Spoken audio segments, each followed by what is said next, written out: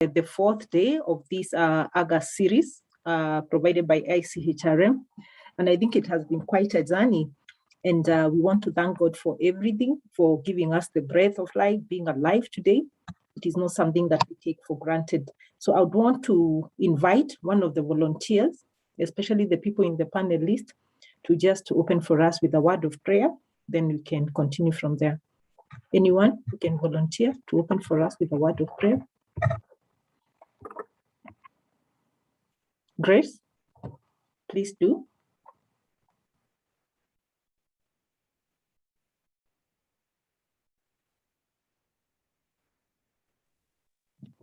Good morning. Good morning, Grace. I'm just hoping I'll be able to do it because I have power issues. Had a night without power, so it's dim. It's sort of a dim. I hope I'll be here throughout the forum. But let's pray.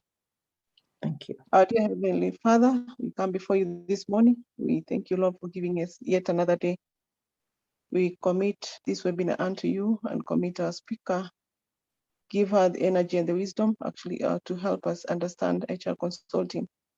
We also commit SCHRP unto you, Lord, and pray that you're going to be with them as they continue imparting knowledge into the members.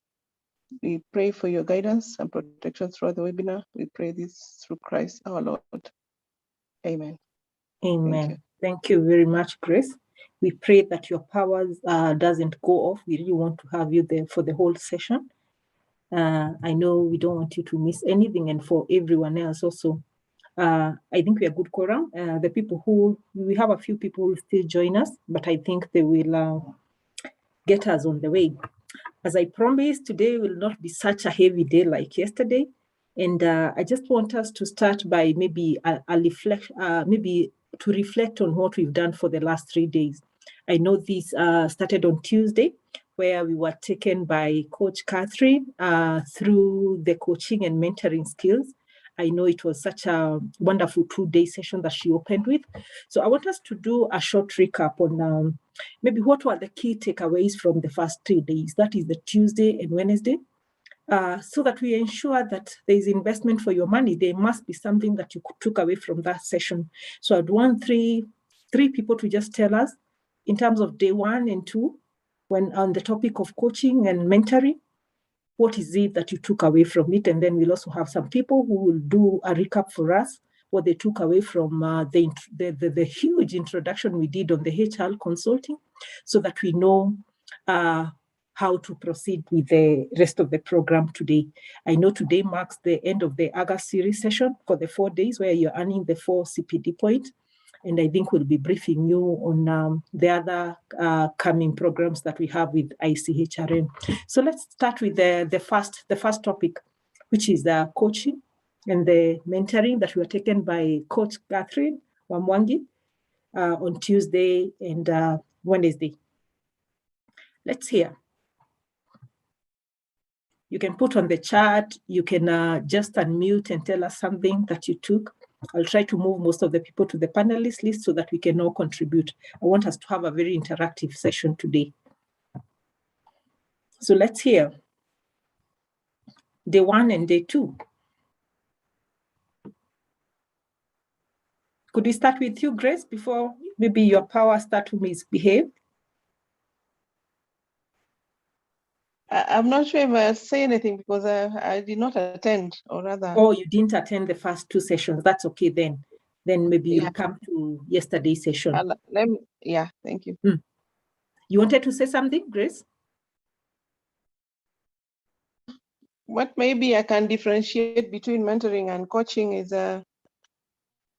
coaching. I think I remember when we were doing ICHRP. I remember, we were doing this, but I remember coaching is sort of you getting sort of somebody an expert, like for instance yourself and myself, because you're into HR consulting. I will need to be coached by you. I'm giving that as an example. When you are doing CHRP, it's sort of practical. So I'm answering in that manner. With mentoring, we have a junior person. Like now, if I brought in a younger HR student or graduate, then I need to mentor the younger person to actually get into HR practice, or rather getting to know what is all about HR practice. So Great. I can say I try to differentiate between coaching and mentoring. So it is very apparent from Grace that there's a difference between coaching and mentoring.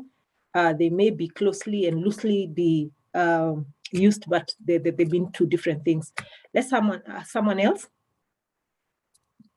A volunteer, coaching and mentoring. We're just jogging our mind to actually discuss the things that we took away from the session. Good morning, Rhoda. I will just speak about one or two. We went through the characteristics of a good mentoring process, which are the same as the ones for a good coach. There was listening, there was being a competent member. So we have to read often, we have to grow ourselves. And the goals of coaching must be very clear, the goals and objectives. And they must also be measurable. So, and we must have deadlines so that then the mentee is not just relying on the mentor like the rest of their lives. We must agree on timelines. We must have innovative thinking because they come in different shapes and colors. Where we must think which way we are going. There must be active participation, not just the mentor speaking, but the mentee also, and also giving lots of assignments to the mentee so that then we are guiding them. We are not cloning ourselves, but guiding them to be themselves and to reach their optimum in their careers.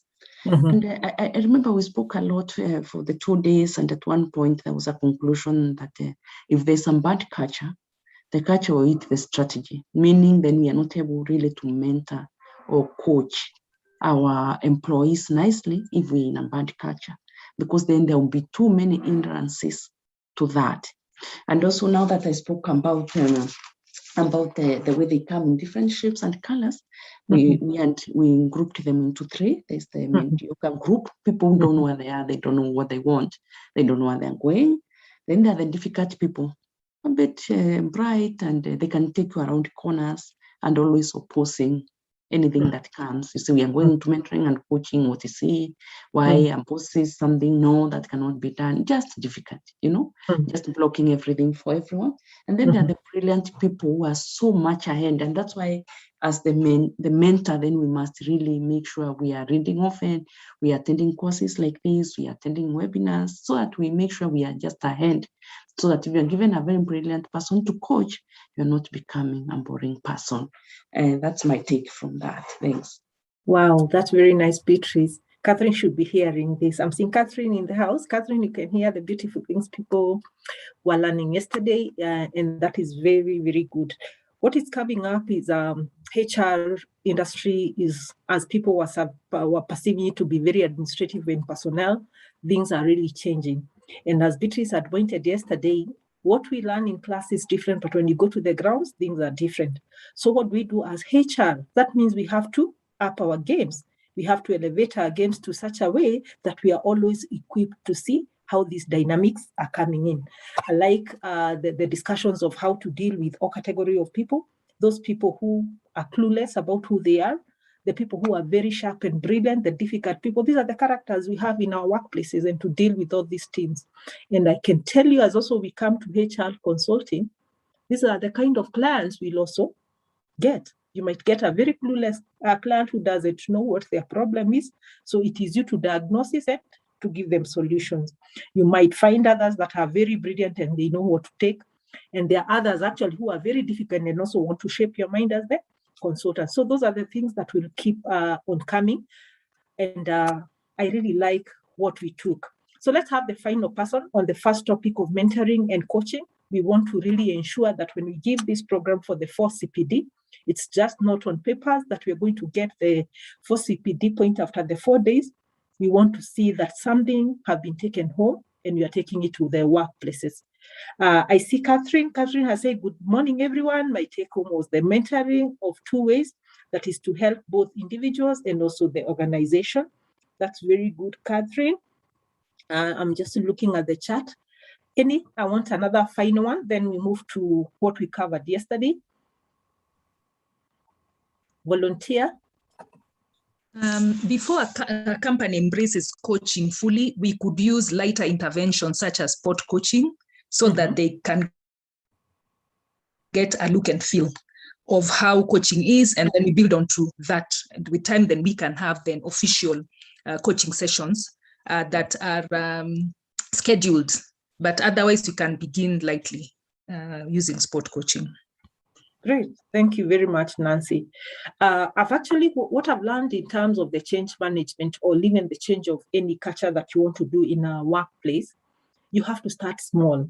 You have to start gradually, because the moment you go to workplace and maybe a new workplace, and maybe there are things that you want to bring on board, and you go with a lot of force and you want to do things drastically, they are actually likely to backfire on you. So you need to actually assess the culture that you have, the buy-in, the support you're having from the management, and also your colleagues. Then you come and start with maybe such small initiative like the sport coaching you're talking about.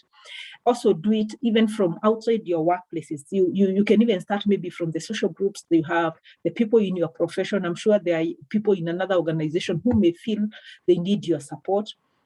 In your churches and anywhere, you can start it from here. So that is very, very good, and I'm happy to hear from that. So let's come back to HR consulting, which we are starting to do. We are continuing today. It was quite a big coverage that we did yesterday, and I can tell you we almost covered 3/4 of what you're supposed to cover. So today will not be so difficult. So that is why we need to do an in-depth recap of what we carried home.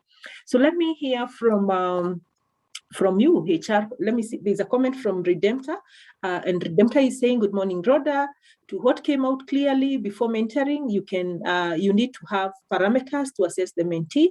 Also, I learned about reverse mentoring, especially when you come to technology. For the people who've been around for quite some time, they always need to be mentored in terms of how to use this virtual and the technology. Also, maybe the upcoming threats. These young generations are very well versed with what is happening, maybe probably more than us. The other issue is we could even have a young person or a junior person who has taken an initiative to be an expert or to master a particular field because maybe of their passion or maybe their other exposures. So that reverse mentoring, it is very critical. And I know it's not something that is taken very easily, especially by the senior people or people who are on top of you. They feel like you are know-it-all, but it really works for those people who take advantage of this initiative. So thank you very much, Redemptor. So those are the comments we have on the chat. Now I want us to move to HR consulting, which we began yesterday. It was quite long. So let's hear from all the things that we learned, the consultative process, the competencies that we need. We also looked at some of the challenges that happen in consulting, especially when looking for a client, when you're looking at organization internally. Let's see, what did we take away, and what would you want us to unpack more today as we progress with the topic? I'll be glad to hear from you. So in the case of HR consulting, we need to have clear metrics to measure progress, so that the consultant delivers on what they're supposed to deliver, and also clear timelines. And there has to be communication also to the members of staff if it's an external consultant, so that they can work together, to create relationships. Yes. Thank you very much, Nancy. We said for any consultancy to succeed, we must have very clear performance measures, how to track their performance. Communications must be done correctly to all the stakeholders and all the people who will be involved, so that you can be able to have a very smooth and transparent consultancy. Thank you. That is Nancy. Let's have someone else. And if there are areas that you'd want us to unpack more today, as we conclude the course, I would love to hear. You can put it on the chat. Let's hear. Recap. Yes, it was very informative. What is it that you took from the session? Rhoda, we looked at the competencies. Let me maybe mention one or two. Coaching and influencing. We need to be accountable in a way. Again, you need to understand the business acumen. Great. Of course, now we need to be, you need to facilitate change in an organization. But there's something you talked about, consulting skills, and you said it is very wide. Maybe unpack it. The consulting You can mention skills. a few. Okay. Well, yeah, you say that it's wide. Maybe just mention something about it as we go along. Yeah. Thank you. Thank you. Thank you, Grace. Let's hear from someone else.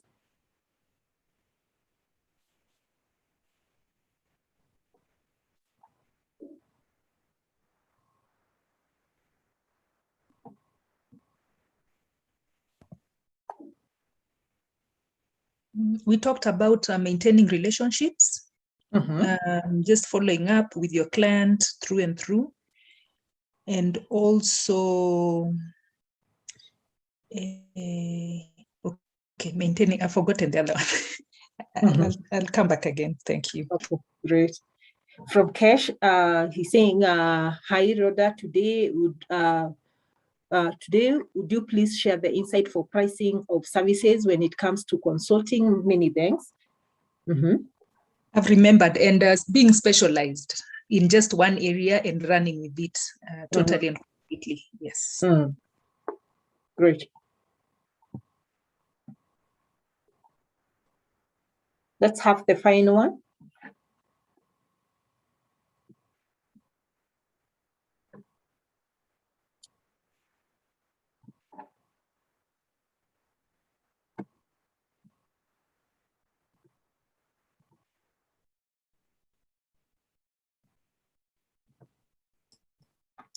Hi, morning.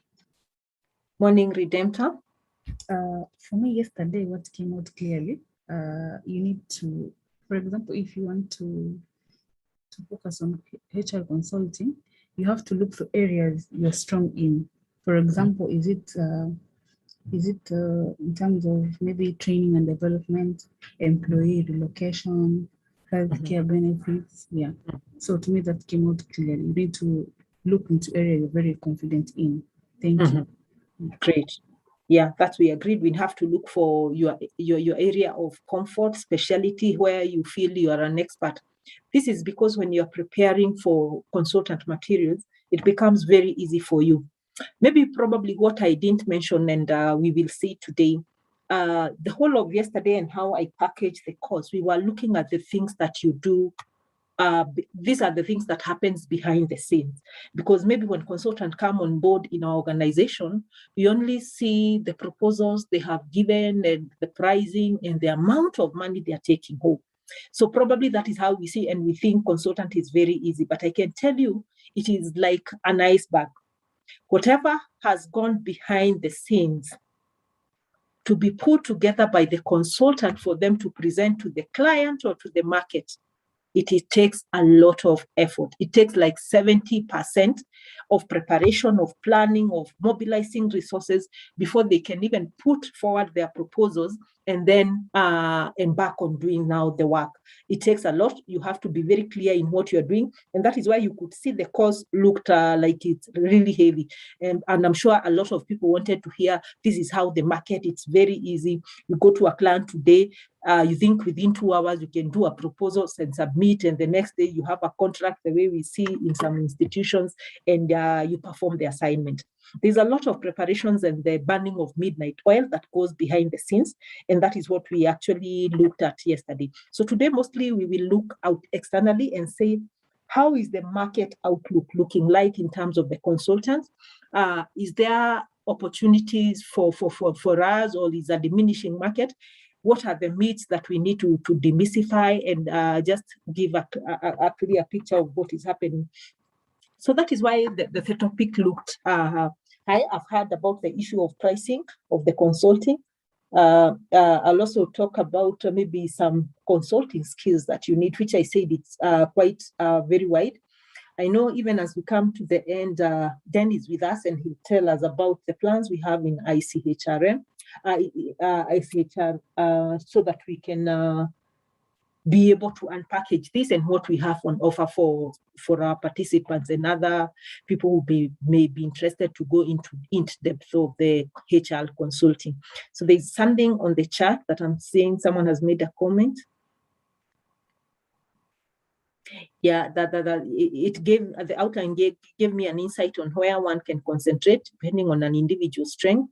Thank you for that.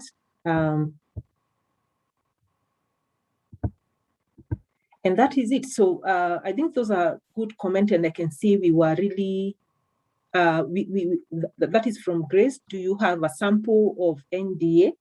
That's the NDA we talked about. Yes, sorry, Rhoda, just to come in, just two things that I thought it's good to remind one another on, that we must be advisors and not to be seen to be implementers. For us, we just hand it over to the management or the board, and the decisions will be theirs as long as it's well written.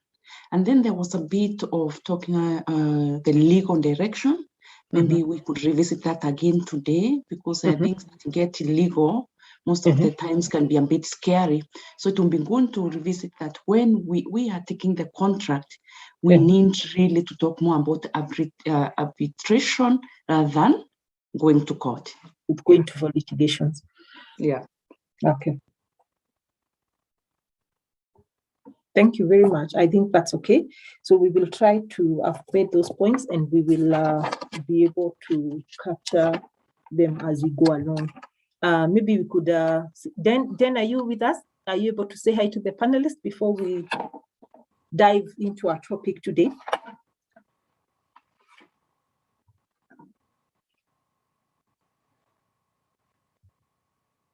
Dan? Probably he's quite engaged, so that's okay. We will proceed, and we hope he'll join us as we progress. So allow me to share the PowerPoint of where we are.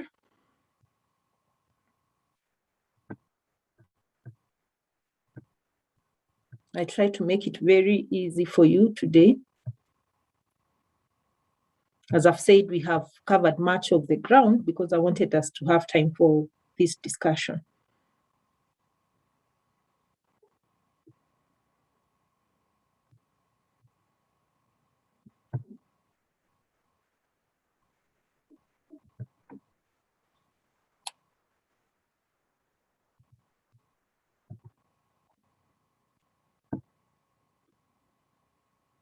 When you see the presentation, please let me know so that we can continue.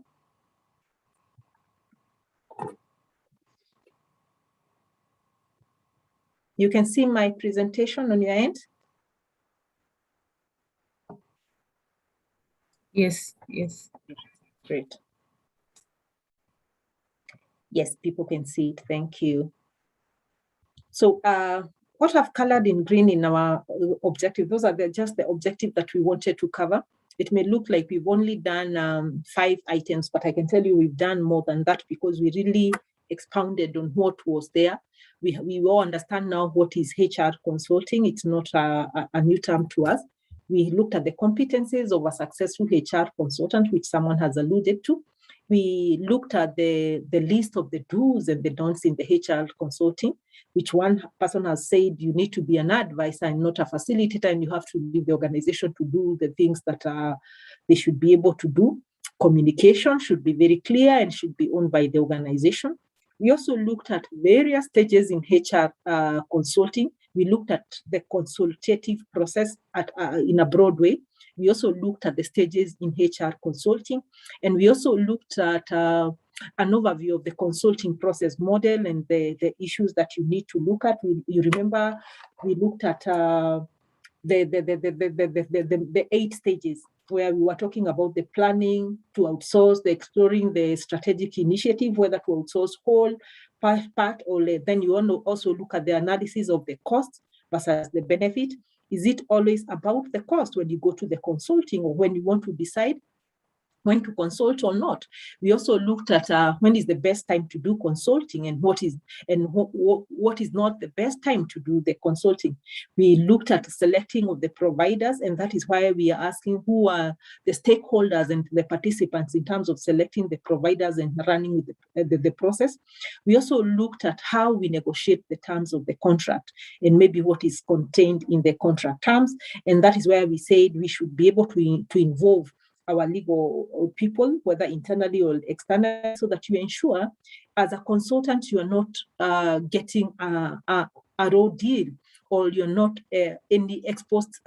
adversely exposed to liabilities in case of any breach of a contract. Because don't go to it knowing it's only you who can breach the contract. It could be that big client because he has the financial muscle who can decide midway. Then after you have mobilized all your resources, but the management had decided, or the board has decided to discontinue this process.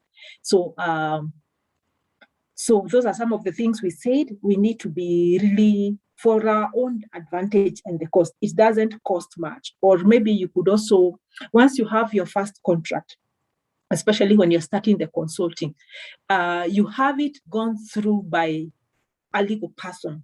Whether, I know there are a lot of people who do legal on pro bono services, who you may probably, a colleague you are with, a family, friends, or someone, you could just pass them to them, so that this is the kind, so you have a template of a contract, like when I'm going to look for a client, already you know the services that you're going to provide. So you have one watertight contract that has looked at all the liabilities that are likely to come, anything that is, and he gives you the key pointers for when you're looking for a client, you should always ensure that your interests are covered in this and these areas, so that it becomes very easy that every time you're going to sign a contract or you're giving a draft of your contract, you don't have to move back to your legal counsel. So you'll be able to run with it, because as you go with experience, you'll be learning maybe the legal pitfalls that are likely to happen, also from the sharing of experiences.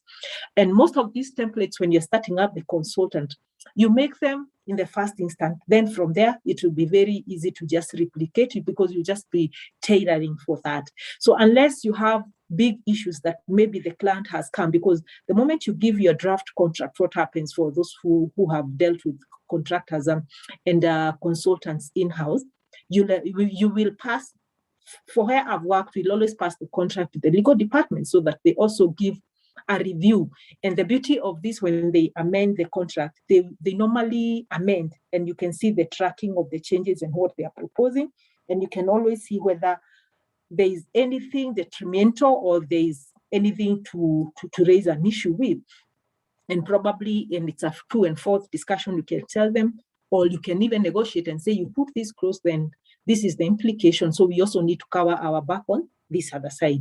So that is why you must have some knowledge in terms of doing this, the contracting. We also looked at what are some of the specifications that you put in the contract.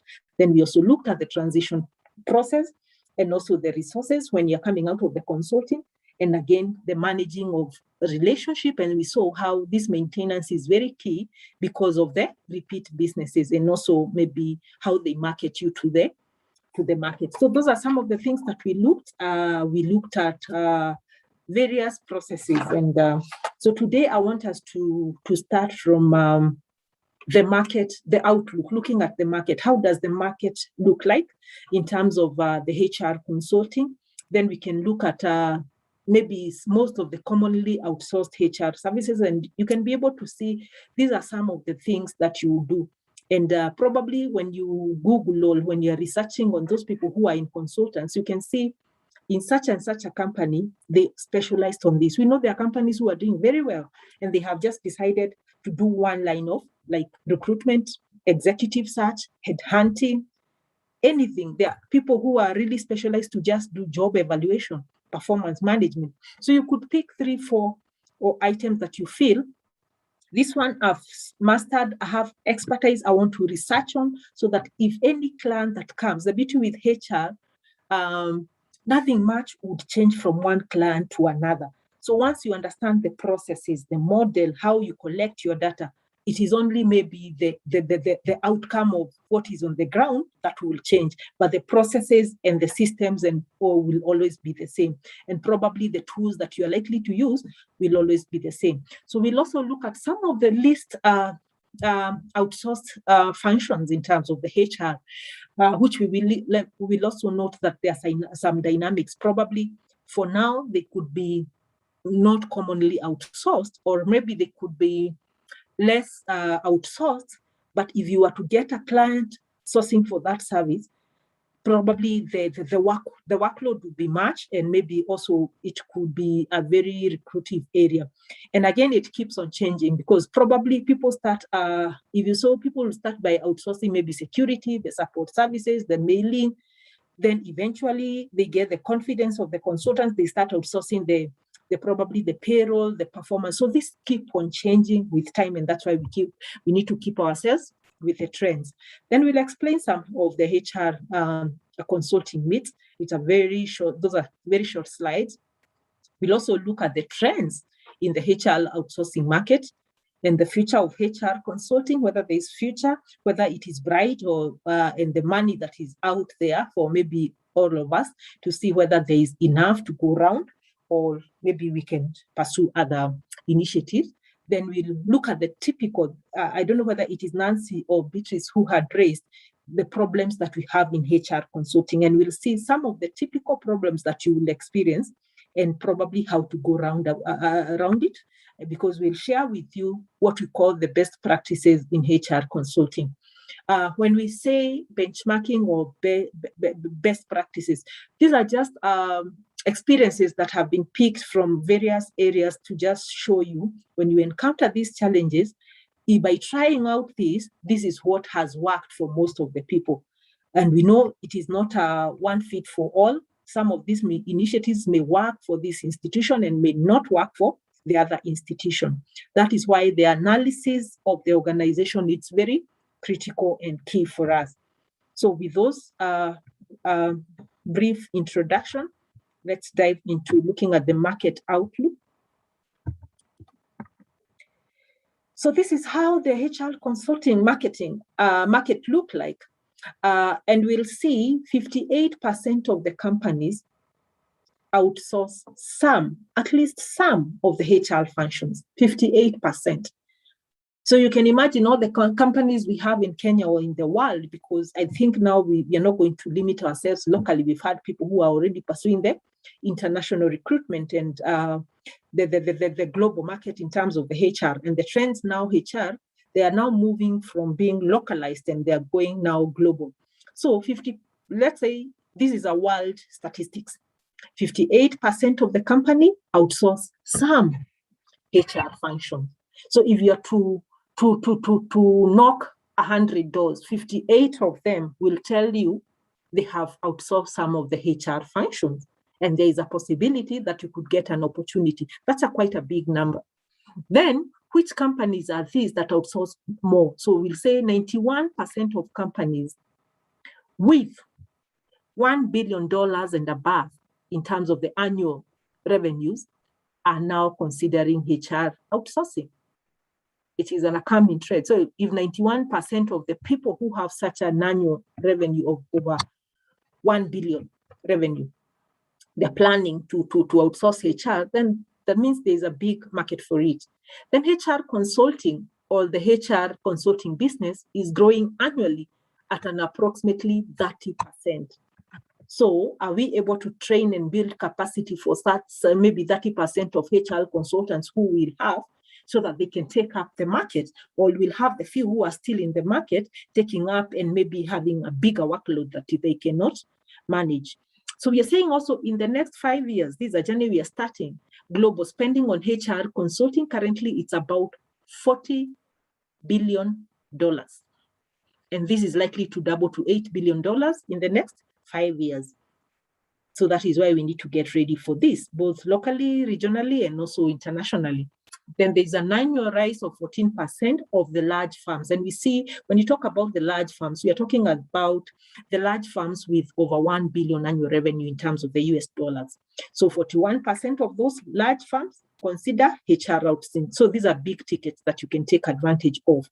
And at times you'll even find big institutions which are giving contracts to various consultants, and maybe even a consultant can get a big consulting ticket, and they have to split in different regions, and because there is a lot of movement that happens, and maybe they are thinly spread in terms of the workforce they have in the consulting. Because you'll find in most of the consulting firms, because of probably trying to be lean and maintain the cost, they will not have a big number of full-time employees. And probably apart from the lead consultants or two others which will collaborate, the rest of the staff you'll start with maybe just basic office staff who will be able to be taking your office calls, organizing for meetings, tracking your diaries. So probably those people are not trained in HR, and they just there to type and do the logistics for you. So then in terms of the 5 commonly outsourced HR services, we looked at some, but let's now look at in terms of the percentage. And the one in the lead is what we're calling the background checks, which takes about 73%. What is involved in background checks, especially the people who have done recruitment? Let's hear. What do you think are some of the activities that go into background checks, and how is it different from the reference checks? I want to hear from you. And is it something that would cost us much? Is it something that we cannot do? And what are some of the stakeholders you will involve in the background checks?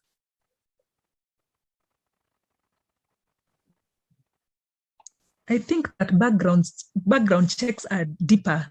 They can involve even checking your criminal record through, what is it called? Okay, I've forgotten the name. This government place where you get your certificate of good conduct. It can involve, yes, it can involve checking your credit worthiness through CRB. Reference checks basically is from employers, I think, just past employers. Yeah. Great. When you look at background check, as she has rightly put it, it is a bit in-depth. You are looking at the track of the background of where this person has passed. It starts right from, depending with the organization you are working for, they will start from the schools. You said you went to Moi Girls Eldoret, and you have presented a NEC certificate.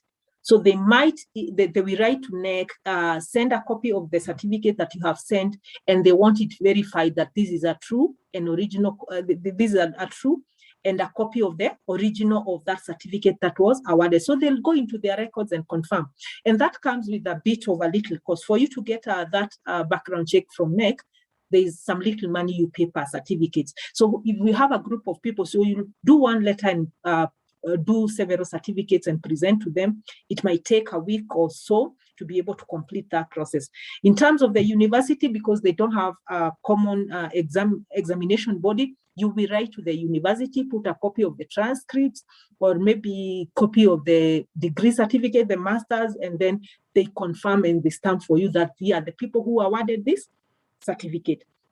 Then it also involves the 5 documents we call that are required in Chapter 6 of the Constitution. We are looking at the certificate of good conduct. We are looking at the health clearance. We are looking at the KRA, tax compliance, the TCC.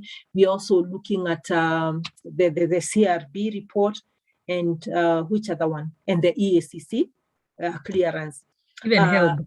We say the HELB, but then the ECAC declaration of maybe probably what you have, where you come from, the schools and the places you have worked for. Then also in the background check, you are likely to write to the head of the institution where this person has said they worked for. I can say probably I said I worked for National Oils.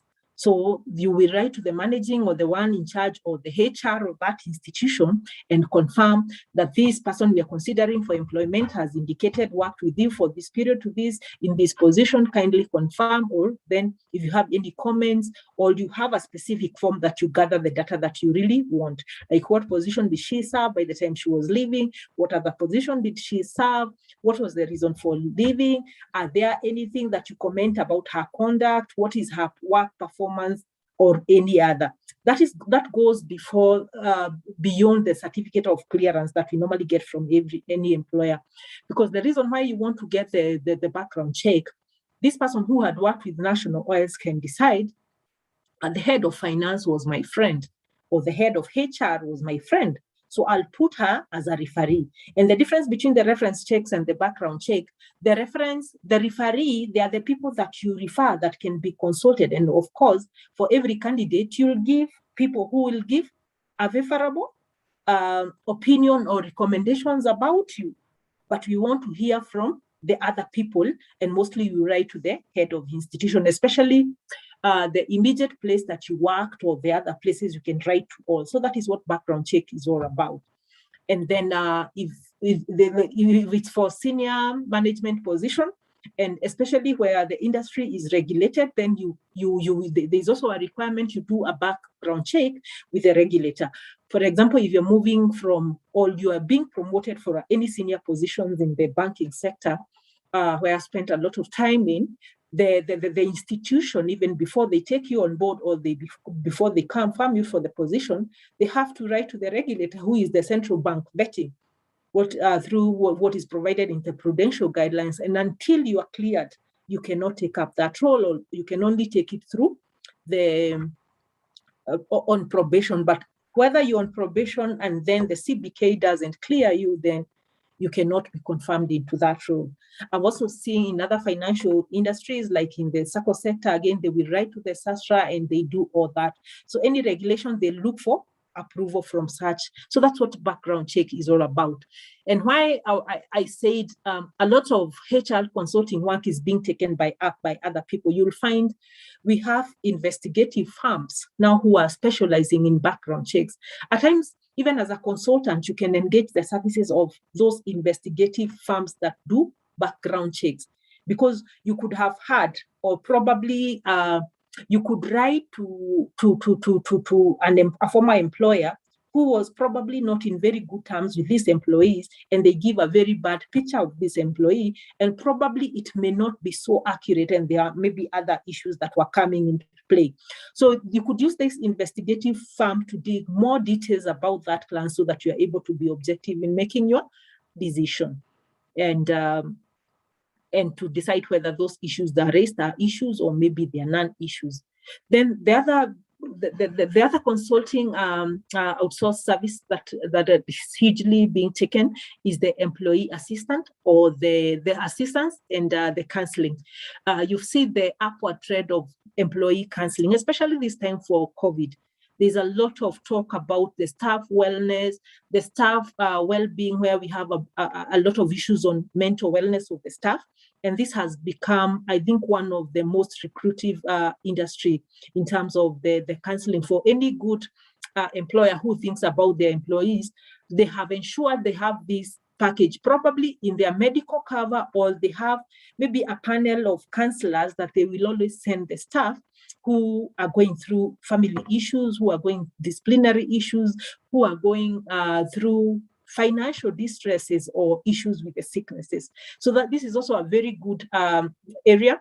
So if you know naturally, or you have passion for assisting people, for counseling, it is something that you can do. And beyond doing consultants for organizations, that I would start my consulting firm, if you are a certified or a qualified counselors, there are very many opportunities that are coming in. You can see there's an upward trend in terms of building the capacity of HR, and specifically the HR. So there are also opportunities like in-house training. You could also organize for trainings like what we are doing in that topic of employee assistance. There are many colleges, if you look at the programs of the CHRP and the others that are coming in, and even the various academies like this academy that is going to grow into a big academy with schools for HR only professions. That is an area you can see. It's an area you can take. There are many colleges who are taking the CHRP training. So maybe during your free time or your early morning, in the evening, this is where you can put an expertise, so that with that one expert, how can you spread it?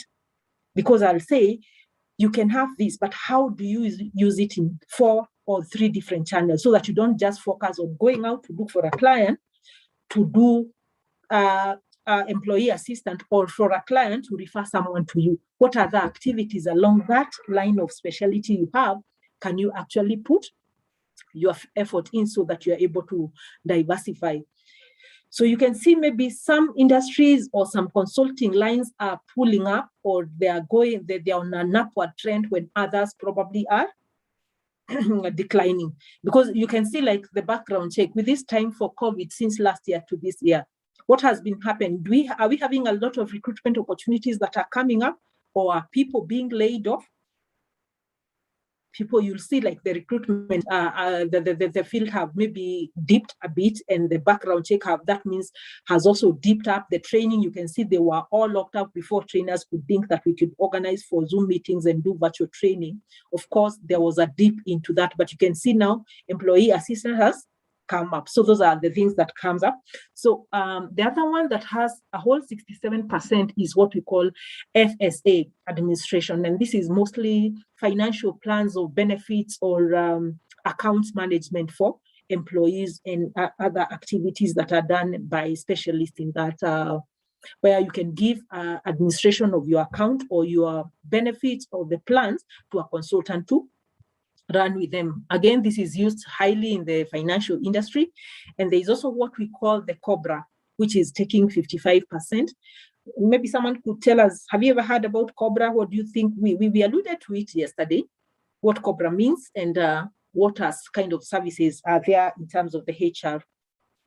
Let me hear from you. I said we need to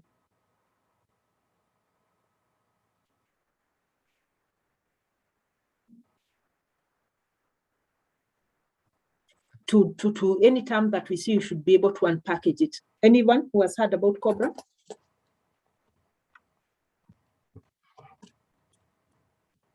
Probably I could assist. COBRA stands for Consolidated Omnibus Budget Reconciliation Act, which is something that started in America. And if you look at it locally, is some of the packages you can do is where we said organizations are downsizing. They are retrenching their staff, and they need services where we can plan to help those employees in terms of resettling before they move to another employment.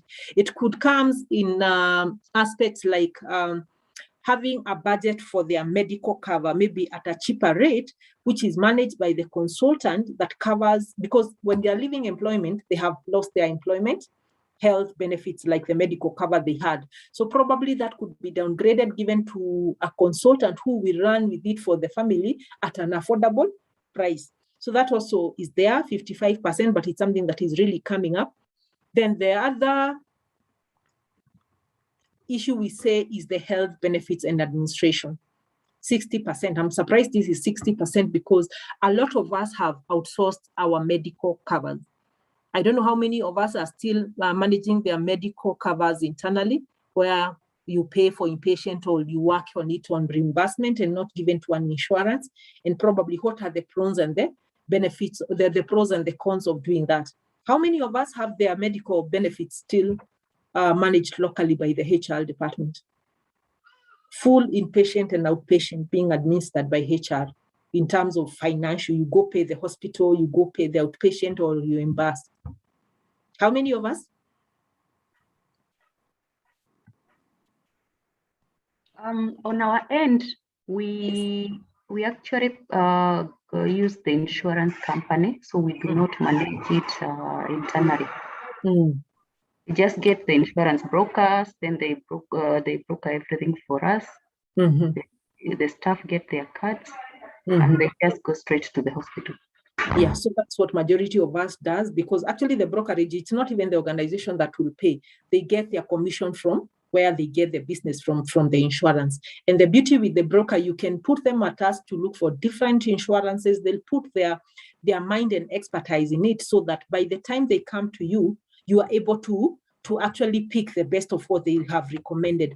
But I always say, don't just take what the broker has brought to you. You need to have a very clear mind on what you are going for in a medical cover. You need, the insurance is a very complicated, especially the medical. There are a lot of hidden clauses, sublimits, and unknown limits that you can not enjoy to the fullest. So when you're going to go for negotiations of medical cover as a HR, you need to know what to look for. You need to know where the employees will derive their benefits, and not just see a cover where they're saying we'll cover your employee patient up to 5 million. Then when your employees go to the hospital, you find if they have a particular kind of illness, they have given you out of the big 5 million that probably you brag to your family have a medical cover of 5 million. They tell you, especially for chronic and pre-existing conditions, they'll tell you you can only enjoy up to 500,000. There's some conditions that they'll tell you you can only take advantage of this up to 200,000. Those are negotiable clauses and terms.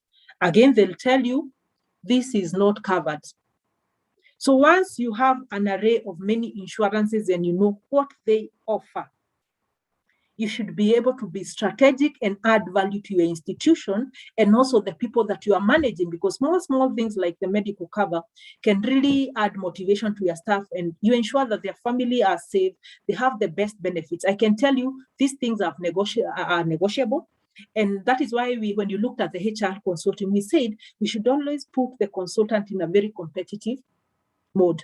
That every now and then, every 2 years, give them 1 year contract, renewable for a further 1 year, subject to satisfactory performance. And even before you renew, they just don't automatically get their renewal card and get renewed. What you need to know, let them give a quotation. And when they're giving a quotation for renewal, you're also getting 2 other quotations, and you can negotiate even with the 3 of them. Because you'll see if client number 2 or maybe consultant number 2 is offering me this. If it's pre-existing, they're giving me up to limit of 800,000. Why are you giving me 500,000? You tell them, I have got the same quotation, but with an upper limit of this. Are you able to match or not? So that is how you get the best of these benefits, especially when you come to the medical benefits. So again, we said we are not all of us HR consultants.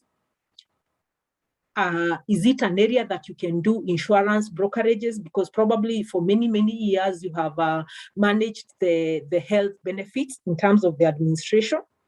If you work for or you have worked for an insurance for a long, long time, what does it take you for you to become a consultant in that field? So that's how you mine your business in terms of the knowledge you have, the experience that you have acquired, so that you see what are the easy ways for you. Maybe some of the experience you don't get from training. You get knowledge you get from working in that industry. So beyond your school, academic, and professional training, what fields have you worked for? And what have you picked from that field that it will require you maybe very little effort for you? Probably you just need to do a 6-month certification course and you're good to go, and you exploit that niche. So that's how we should be looking at all the opportunities that we have. So now we move to the next slide. And we are going to look at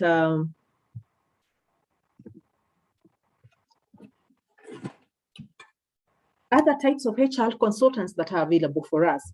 So we talked about pension benefits administration, 55%.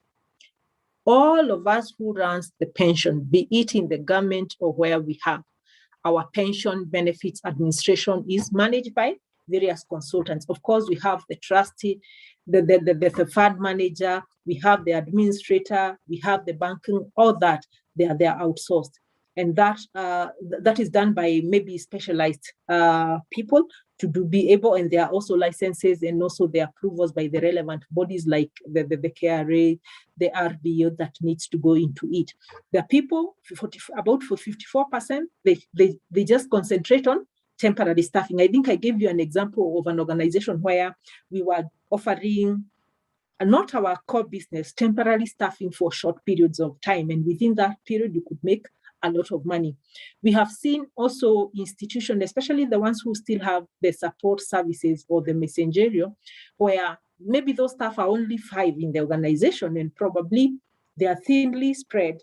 And when one of them proceeds for a long leave, probably on a sickness, on a maternity leave for now 3 months plus, now they take their annual leave and probably you hear they had not taken their leave for a long period. So they'll be out for 4 months or 5 months. So filling that position temporarily, you could, is also an area where we said we can also use the recruitment firms who have big databases, or you can have your own databases. Because once you start with recruitment, everybody is looking for a job. Retirement benefits administration, that one we talked about, where now people have retired and we need to administer their benefits. It's a niche with about 47%. Then payroll and software services, a lot of people outsource this or maybe outsource the system because of the lifespan of this system, another 48%. Then recruitment, staff, and such, it's also another huge market. Then there are those people who just concentrate on non-executive or maybe the entry, what we are calling the mass recruitment, about 30%. There are those who specialize in executive search, just to do the executive search, and probably they'll charge the client maybe when they or the client or maybe the job seeker in that case, depending with the kind of agreement that you have. Then employee relocation, we talked about the transport, which is about 29%. Then others, we have training and development, 21%. This is what we are doing, or maybe probably other firms in the trainings does. You've seen organizations that are just specialized in training. For example, the ICHRP, the CHRMs, and the KIMS and all that. They're doing a lot of management, development, and HR training, and they are specialized on that. We talked about the reference checks, and we differentiated the background checks from the reference checks, and I think now they're very clear. Then we also talked about the HR information system and web-based services. This could be in terms of the call center services where you want to have people sitting in one room, or you don't have a system, or you don't want to buy a web-based services like the ones we were saying for the psychometric or any tools for assessment, or the e-learning platforms. So you might decide to just specialize in this and give them. I've seen organizations which are focusing on a particular industry, like they might take e-learning for bankers, and they specialize in that field, for cooperative societies, for schools. So those are areas of concentration. Sourcing consultants and legal services, I think I had explained what sourcing consultants does. They source for you other services, and they act like brokerage and go between especially when you're looking for financing. Legal services, even in consulting, we have seen where legal services come. Even now, for you to get a ESCC clearance, your form, you have to attach your PIN, you have to attach your national ID, your education certificates you have to attach, and that the application form has to be signed by a commissioner, of course. Those are legal services that we have. Screening and workplace securities. Workplace security, we talked about them, and also the screening. These are the security guards that we normally have. Then we have processes, projects, and system management. In terms of, we can also look at for someone who is coming to do the workflows and the process audits. We've had ISO audits. We also have HR audits, where you can just specialize to be an auditor of HR processes and the systems and the policy to just see whether they are compliant with the trends. Like, how many of us now have updated their HR policy with the new changes in the Employment Act? There is the issue of the adoption leave. Have you provided that for your staff? Have you amended? Have you done an addendum for what was approved this year, so that then you ensure that you are compliant with whatever coming up in the labor market? Good. Let's have any question. I want to pose for questions, clarities on the areas that we've covered about the market. That is the market outlook. Let's hear.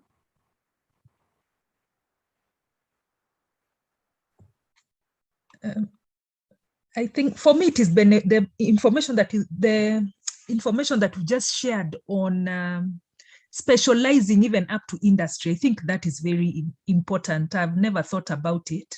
You know, if it is the banking sector, you want to do trainings for them, you just specialize in that particular area. If it is the circle, so I hadn't thought about that. So that has been very useful. Great. In fact, I was talking to one friend of mine in the consultant, and he was telling me, Rhoda, I decided to take a niche of schools. His specialty are private schools consulting. But then they'll tell you when you decide to take to a niche, you'll be able also, because probably you have worked there, they are able to tell you these are the challenges. It is, in fact, he'll tell you it's a very recruitive market, but these are the challenges that you'll have. Governance issues, you'll face them. They will look for you because they want you to clear the systems, and when the school's auditors are coming, they'll not find, and they're willing to pay. Okay. You evaluate your values. But he has worked in the school, he has been a lecturer, so he understands the kind of politics that plays there and the dynamics of it. So his area of specialty, he'll not go for corporate, he'll not go to public schools, he will go to private schools. So you look at, there's such an upsurge of opening of private schools and the universities all over. But someone saw that, sorry, as a niche in HR, and decided to focus on that niche only. I can decide to go to tertiary institutions and colleges and universities. You might think they are small institutions, but are not. If you get a client like USIU, the Riara University, the Kabarak University, the Baraton, those are private. Are they struggling with money? No. Like the TUC? No. How many people have looked into the university, have done, and probably it just happened that you are a HR, or you had worked, or you had done a project in a university. So that way you have harvested a lot of information. You remember we talked about as you're going for closure, there's also harvesting of the information. How do you use it to your advantage for your business to thrive? We agreed consulting is about business. Unless you want to go to charitable organizations. There must be something that is pulling you from the comfort of your desk in the corporate and the big seats we have in the corner offices to do consulting. Because the beauty with consulting, let me tell you, you'll not reach the age of 60, you retire, and then you say, I'm going to look for order to start consulting. As you can see, the way it's difficult, it needs you when you still have the strength. Because at times when you hit the wrong corners, you still have the benefits and the support system of the job and the other income that you have. But when you're frail and tired, and your employer has frustrated you and their shoes are torn, it will be very difficult for you, my friend. You need when you can still smile, you can dress nicely and move and look for that client and say, it's not a matter of life and death. You can give me this job or not. You're not reached at desperation. Again, consultants has no age limit. You have seen some of our advocates who are already in their 80s and they're doing very well. Probably that's why I needed to pursue that line, because I can still go to court and represent those employees who've been treated wrongly by rogue employers who I know probably have been a rogue employer at some point at the age of 80. If you keep yourself well and you eat well, by 70, my friend, you'll still be carrying your briefcase and going. And you know that time you have already matured up just by your physique and your age and your maturity, because you've seen it all. Even the client can actually respect you and can listen to you. So that's how I look at it. Don't look at it from the hard bits of it. So from there, we can proceed. I think we are doing very well. Let me hear another comment as we go.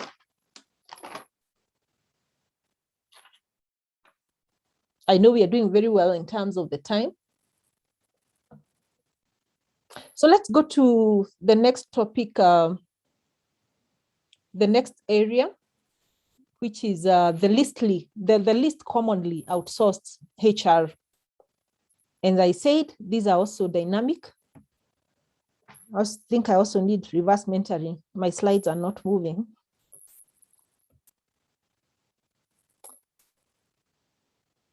Good.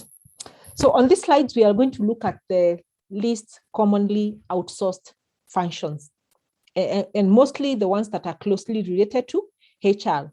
One of it, performance management, 3%. I don't know why. Is it too technical when we start talking about the balanced scorecard, differentiating KPIs and KRAs, coming up with smart targets? How many of us in HR, even as HR practitioners, can actually confess, even in my workplace as HR department, because we are more support than more business acumen, we really struggle with this called performance management. Unless your tool is just simple and talks about what is in the JD, so I pick the activities and tasks and make them measurable. How many of us, let me see by a show of hand, who are struggling with the performance management?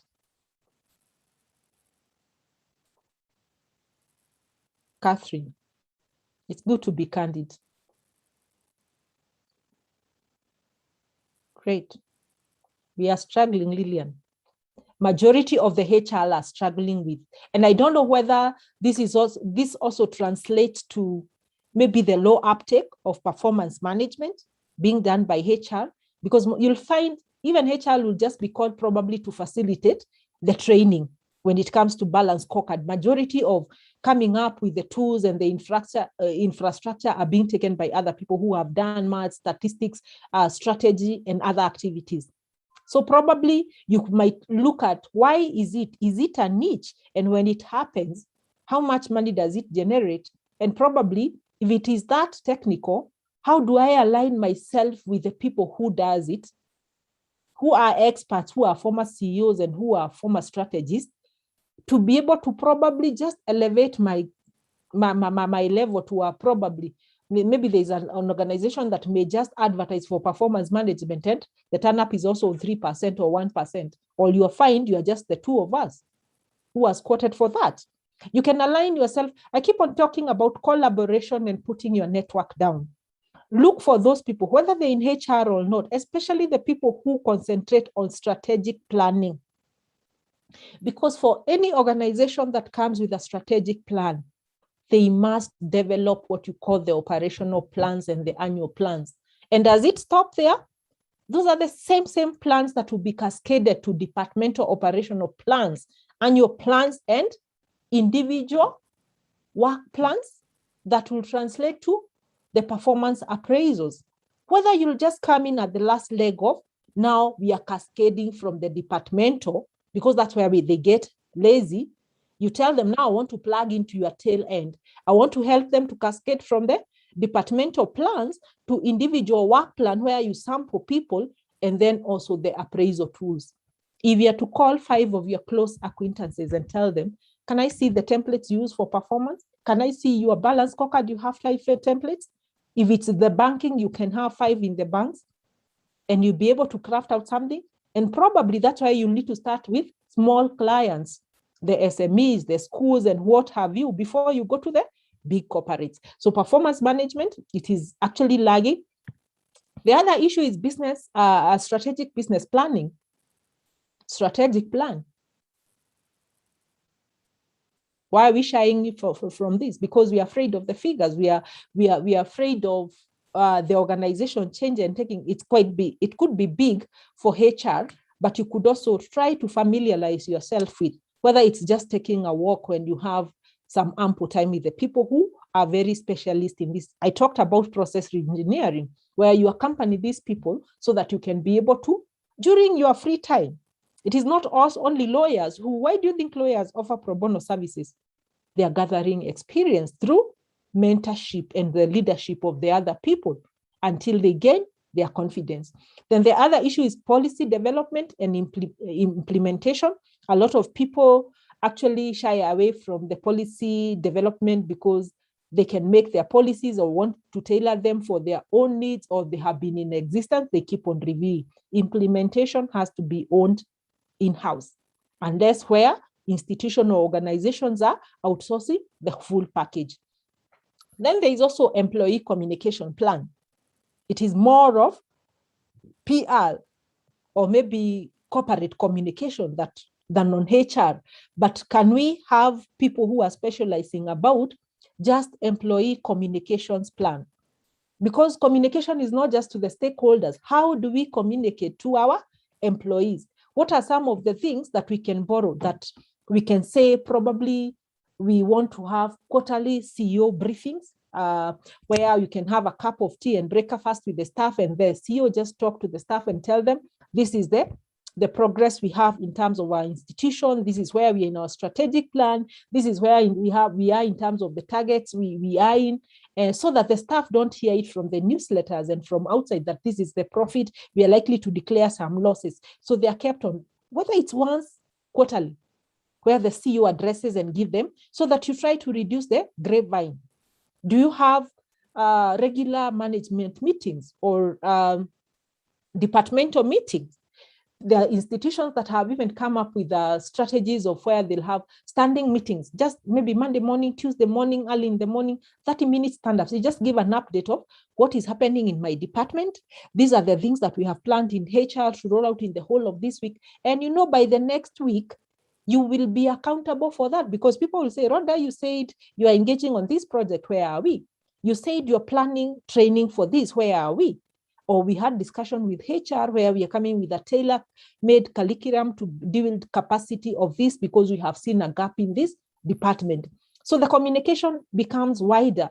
Do you need to be giving updates to the staff of who has moved, who has done that? Those employees, they are very employee-specific plans that you can come up with. Do you want to, maybe issues of town hall meetings where people could just sit and talk and share issues? I think the other time we were in Naivasha in a symposium, one of the participants shared a very good experience where they say in their institution, I think it was an NGO or it was in a consultant firm, where they say they have set aside every Tuesday at the end of the month, a Tuesday or a Thursday, one day at the end of the month, they'll what we call a meal sharing Thursday, that they will work up to lunchtime. Then after lunchtime, they'll go out together and eat lunch. The entire organization, probably they are not so big. And then after that, they imagine the employee need time to do themselves. So they allow the employees to just sit there, enjoy themselves. If they want to go visit a friend, they want to go catch up, they want to pick this, you are given an afternoon off to go do yourself, not just the organization. Then by the time the employees come back, they are revived and they can be able. So they're encouraging the employees to have another life beyond the organization so that they are well balanced, the work-life balance. And they actually said sharing a meal has a very big motivation. Once you make the stomach very happy, the employees are very happy. He was sharing that information and he was very excited about it, which is something that I took away from that, and I really loved how they do it. So those are the things that you can see, employees' communications plan. Is there anything that we can tailor, that you can do, that when you go and do that other big consultant, you say, we have picked in our audit or maybe in our findings, there is a communication gap because of maybe the organization politics, then there's a lot of rumors, grapevine. Can we bring it this and we offer this solution? That's how you look for business. And these are some of the things you bring in the closure meeting. So what are some of the 5 myths we have in HR consulting? Someone to read for us the myths, and you tell, maybe you just read for us and you tell us, is it something you've heard about or you have thought about? And has this now changed with this training? The first one, consulting is just a fad. How many people think that or has been thinking about that? This HR consulting is just a fad. It's just a trend, a fashion that will pass away with time. No, I don't think it is a trend that is going away. I think many organizations now prefer consulting because it gives them a different eye. Yes, it gives them a different you want someone else to give you some different input. Yeah. So it's not, we agree. So that is a myth. HR consulting is not just fun or something to pass with or for busybodies. It is something that has an upward trend. It is something that will stay with us. The other myth that we have, consulting can be kept secret from employees. Beatrice, I want your comment on this.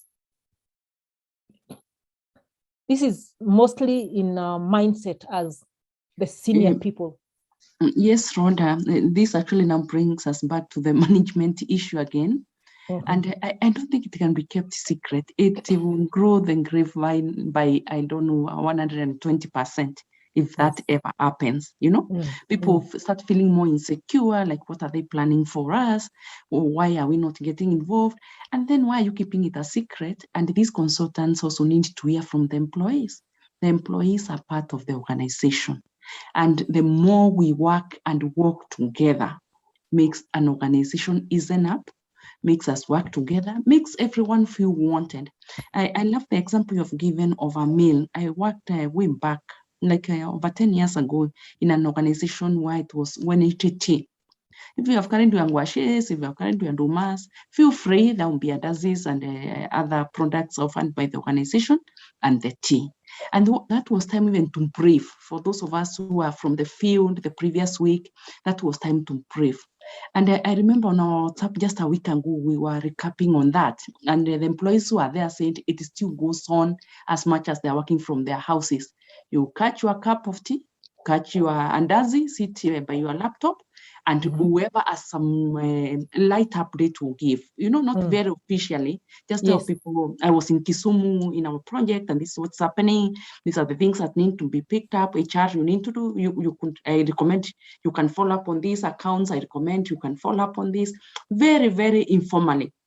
But it brings people so much together. So if you're keeping consulting as a secret from the employees, I'm not sure who it's for. Great. I like that. That's why we're saying things are different in the ground, but it is for us who are change agents where we are working from, whether we are sitting at the senior managers, whether you're in HR or not. When you sit in those forums where you're exchanging ideas, and if I've had a grapevine that there is job evaluation that is happening and we seem not to be aware, I've seen management probe and say, could Rhoda tell us maybe probably her progress with the salary review or the CBA negotiations? We know there are negotiations that have been going on and we don't know how long they will last. They want to have answers because they are being pressed by their staff. And that tells you there's a gap somewhere.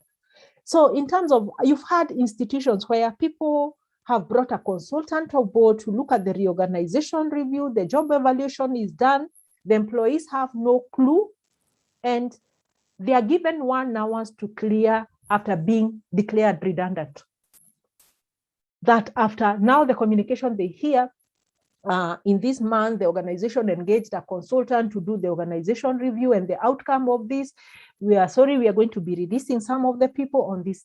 Then after the CEO gives that kind of a speech, it may be in a staff meeting, in the next 3 hours, a staff is summoned and given a letter. They sit there and they are almost breaking. Are you thinking about their family? Are you thinking about how they were supposed to be consulted? I can tell you these are cases that I have seen happening. You come and deal, what is likely to happen to that employee? And because you're trying to shroud everything and cover everything, in the process, you mess up with even the procedures of carrying out that activity. So what happens the moment you give them the letter, they cry, you won't hold their benefits, the employees go to court.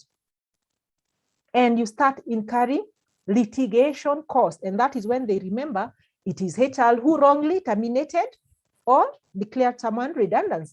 Now the blame comes back to you. And now people start actually even questioning your competencies. So ensure it is you who is the change person. You have to ensure that when you're doing the consultants, try to be as transparent as possible. I know some consultant services are also very emotive, but try to give the information that is needed. I know there is need to know information that is not to be shared with everyone and every staff, but try to manage their expectations, try to involve them or to show them that you're involving them from the word go, so that people are psychologically prepared, they're able to own the process, and they're able to move with you and even give confidence to the processes. So even you, as you go to institutions to do the consultants, that is why you need to have all those tools of what I said in the deeper training of the consulting skills that can take 5-6 months. I know then if he comes and tell us the plans we have in terms of rolling out this course as a certification so that you become a certified consultant, it tells you even the templates you should have. The moment you are given that assignment, you should not be hitting the road to go and work. You should be coming with a letter as a sample circular written for that CEO to communicate to the staff. It is you to initiate. You tell them, we also want to take this questionnaire. It is not the HR to come and do that. You give the HR the template. This is the email I suggest, or the circular I suggest. You send to the staff so that then we are able to get the ground. So that is why you need to be a HR consultant, whether you're a HR internally, so that if actually the consultant who is coming on board is naive or is likely to not pass some of those requirements, you are the people and the face of the people. You'll be able to probe them. Can we have a circular drafted for us to communicate to the staff? Then you pass it to the CEO. So you ensure you're able to go in between the consultant, the senior managers, or the board for all the communication. That's how the HR communication comes in. Then the other myth that we have, consulting is only for large companies. Is it? Of course, we don't have money for consulting. It is for those, the PwCs, the KPMGs, and the big organizations, the Barclays and the Stanchard's. Those are the people who does consulting because they are too busy with the big clients. I can also look for a consultant. If you are to design your the website, because you want to start a HR consulting, can you do for yourself? You'll need to outsource that service. And you are just a startup who is even trying or struggling to raise a 10,000 to develop your website. So it's not just for large companies, but large companies are also taking it in big tickets. Number 4, messes must be fixed before consulting. Is that true? Let me have a comment on that, that we have to clear all the messes before we bring a consultant on board. Or if I get a job, I'll tell you, you have to clear all your messes before I can consult for you, because me, I work very professionally. And let me hear. Rhoda, we send as consultants, we advise us. Exactly. And I think actually we are going in to advise on how to sort that out and how to repackage the messes. So you find most organizations come on board when they're in the weakness, in the very weak head. That's when they come looking for us. So we must be ready to fold our sleeves and really advise on how the mess can be ironed out. Great. And the first step, the first stage, we talked about HR consulting. What I really like about it, you have to do an assessment and an analysis. And out of the analysis and the assessment and the evaluation you will do, you will come up with a report on the findings. Some of the findings you might have are very historical and very deeply entrenched that cannot be sorted by your consultant on one. But however, in your recommendation, you can say, after we have done this, we actually found out that this blah, blah, blah, blah need to be sorted out. And we propose probably the organization can engage an expert of the culture change or the change management so that they are able. This is going to be a journey of probably a year of someone who can work with you constantly to do that. And probably if you say, we are available or we can recommend such consultant who can do for you the work, you have placed it there. So you also see, there also, in terms of when you're doing your final reports, you'll see there are areas where you see, what are some of the challenges you are encountering? They did the SWOT analysis. In the course of a consultant, these are the challenges. And then we said we should also give updates and regular feedback.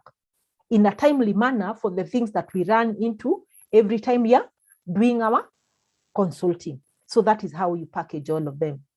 Brilliant. Let's go to then the last one. Consulting is for everyone. Every Tom, Dick, and Harry, and anybody on the corridor and on the streets can do HR consulting or any other consulting. Is it? Is consulting for everyone?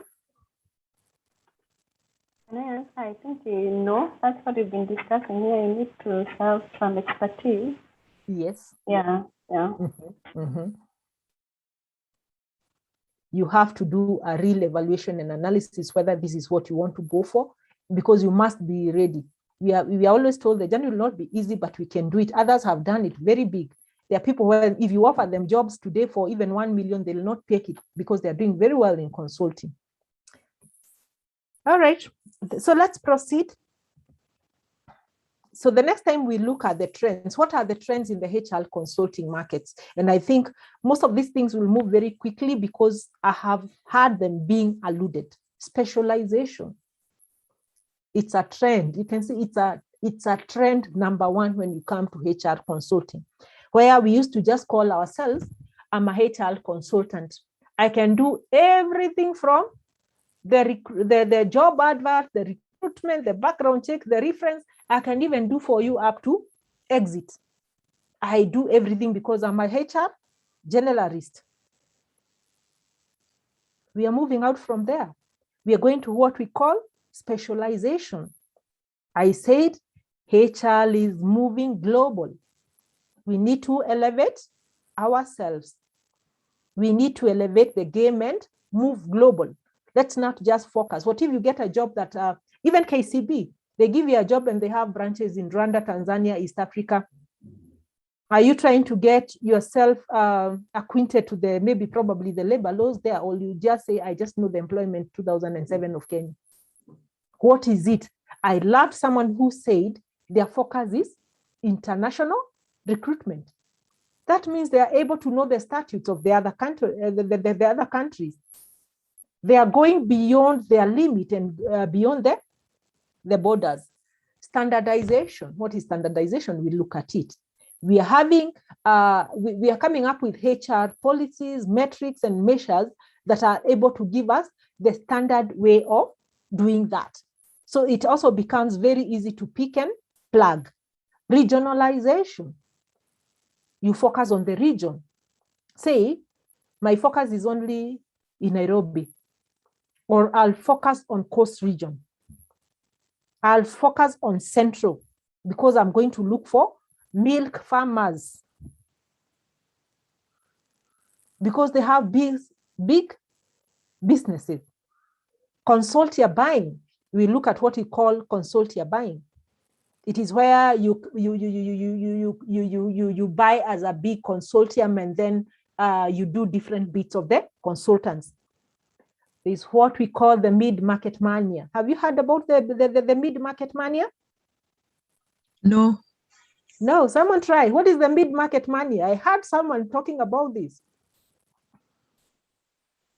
I don't want you to go out to the market and you hear these terms and you start getting scared. The mid-market mania is where I decide. Someone want to comment?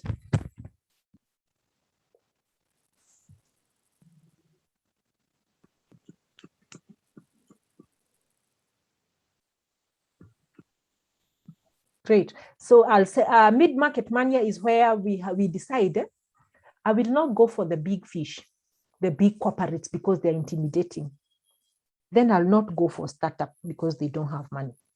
I'll focus on the mass SME. You can decide now the areas that I want to focus on is SME. How many SMEs and what is the market of the market share of the SME businesses in Kenya? It's a huge market.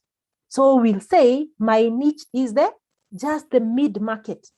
So everybody is clamoring for SME. If you go to bankers, they are now coming with all the manners of products for SMEs because equity started and they have realized this is where the market is.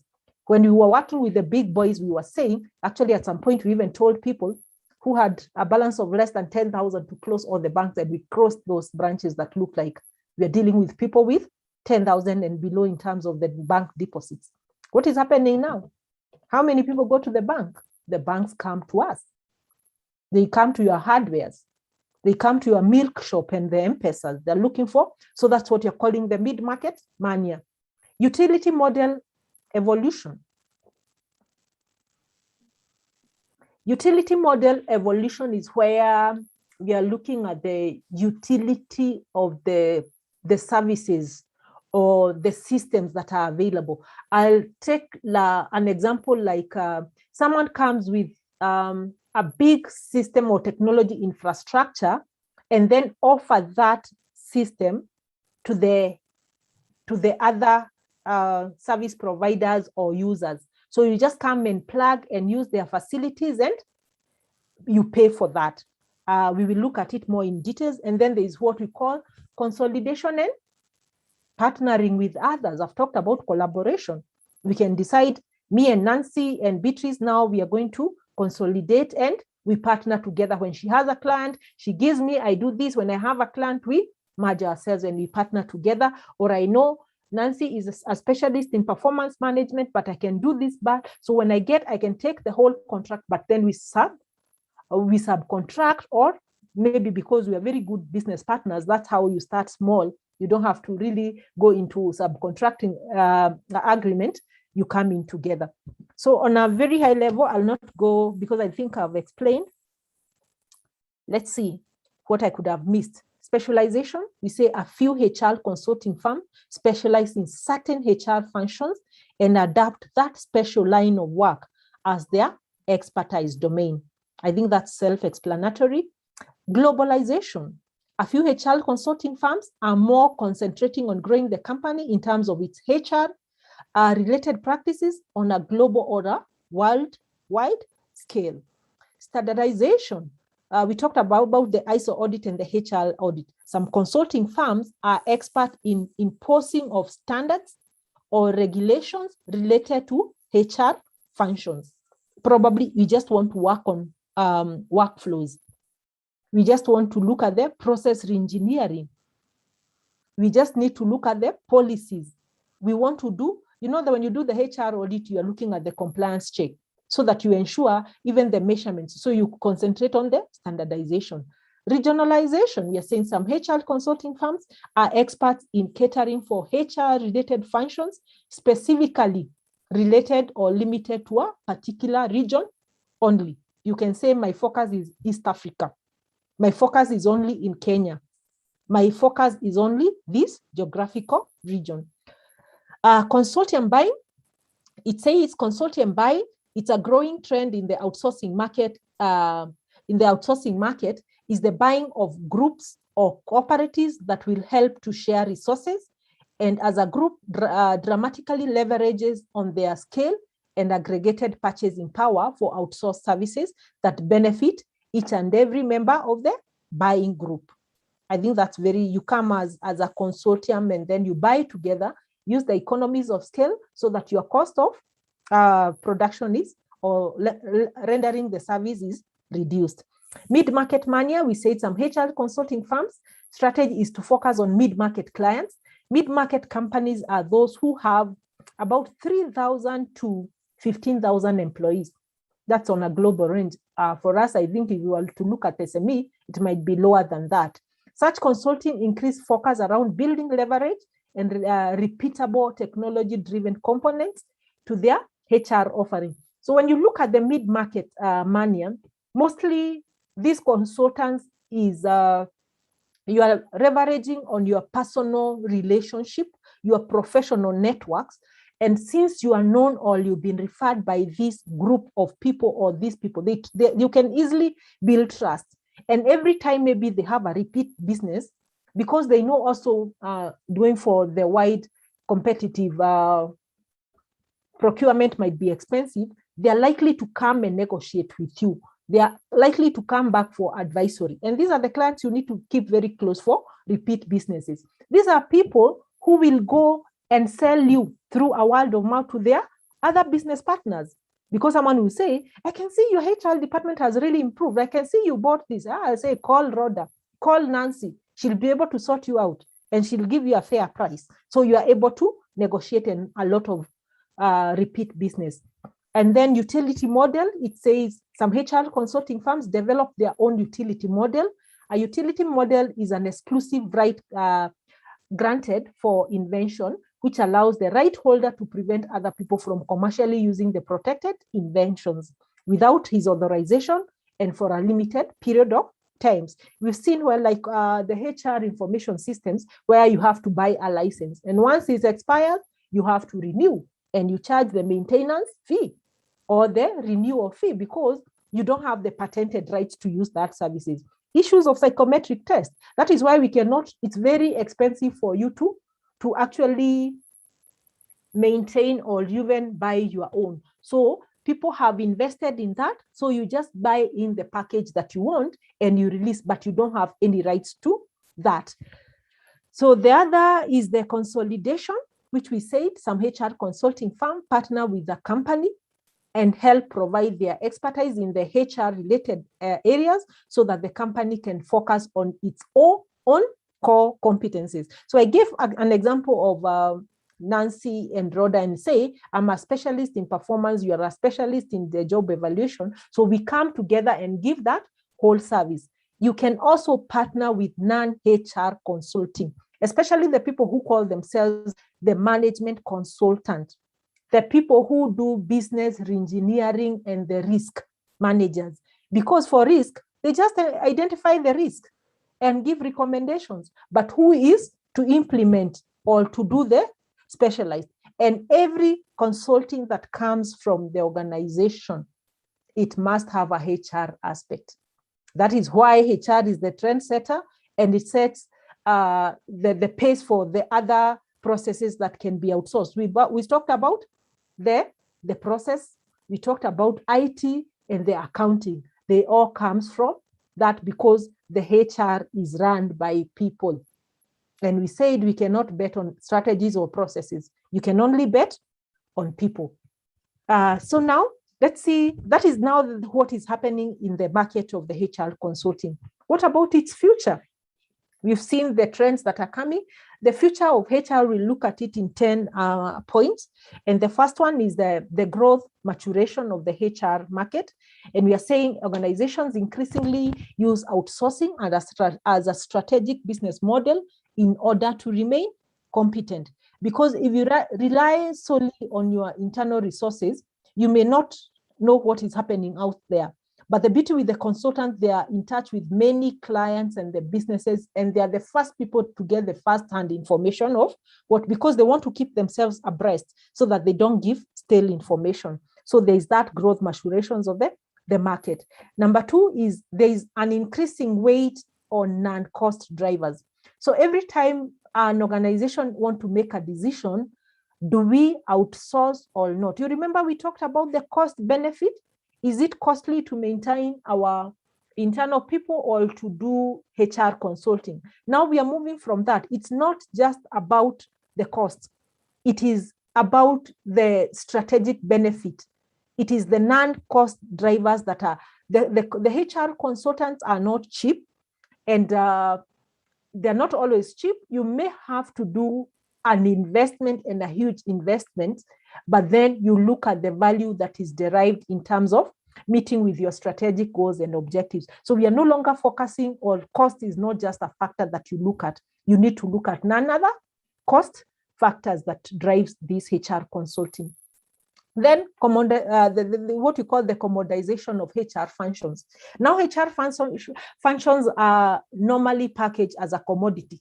There are different commodities that you can sell. This is a pen, this is a phone. So the same case, this is payroll, medical is a commodity, pension is a commodity, retirement benefit is a commodity. So they have been packed in those compartments of like the way you said, the merchandise and the commodity, and you're able to take one package and sell.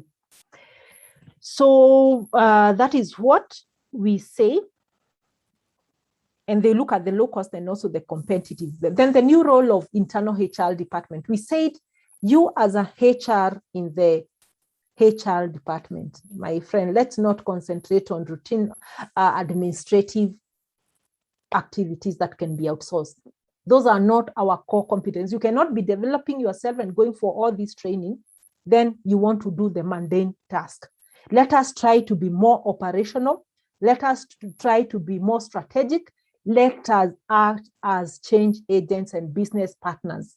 We should be actually the people who aid the business in meeting its strategic discussions. Let's ensure that you're in the strategic plan. We have our own HR strategy. That is the league we should be playing, not the mundane administrative task. So we say HR outsourcing has changed amount and types of activity handled internally. So it provides for opportunity for HR to become strategic participants with executive suits. That is why we no longer want these titles of head of HR. We want to be called the CHROs, the CFOs, the ROs. Yes, that is what if you look at many organization structure, you'll see HR is left hanging somewhere to a HR manager, then you report to a corporate manager or a financial directors. You need to break that glass ceiling and ensure you sit as a directorate and you sit where the strategic decisions are being made. Then new career opportunities for HR profession. We are saying now HR is not that personnel that used to just do HR work. You can become a HR strategist. You can become a HR business partner, business advisor. You can become a people and culture manager. You can become a HR consultant, a HR trainer. So the profession has really diversified and there are many opportunities that are come, which giving us the reason why we say there is enough to go around for everybody. And now we can specialize. You can just become a talent manager, a wellness manager, a career coach, an executive coach. I want to be coaching people, those in the executive coach, or a workplace coach. It is also one of the programs that is there that I'll decide I'll be going to set up those mentorship and the coaching in the organization as a certified coach. I can just decide I'll be an emotional intelligent coach because that's what I want to do. Because probably in my other life, I'm a church elder. I want to become a church elder. I want to actually give it back to the community and participate more of those activities. Because what is it that you focus to be or to achieve in terms of the self-actualization? Then expansion of small and mid-sized HR market. We can see the market has actually grown and the outsourcing has also become financially viable for both the small and the medium-term kinds of organization. Demographic changes. This is where we are saying now the business are breaking beyond the boundaries. You'll find an organization that is based here. I'll give an example like of the KCB and the banks that we have. They're no longer now operating in this region and the territory. They've been able to go far-fledged so that when they are looking like to recruit in that market, do they have to move from the HR, from the head office, from Kencom to go and recruit in Rwanda?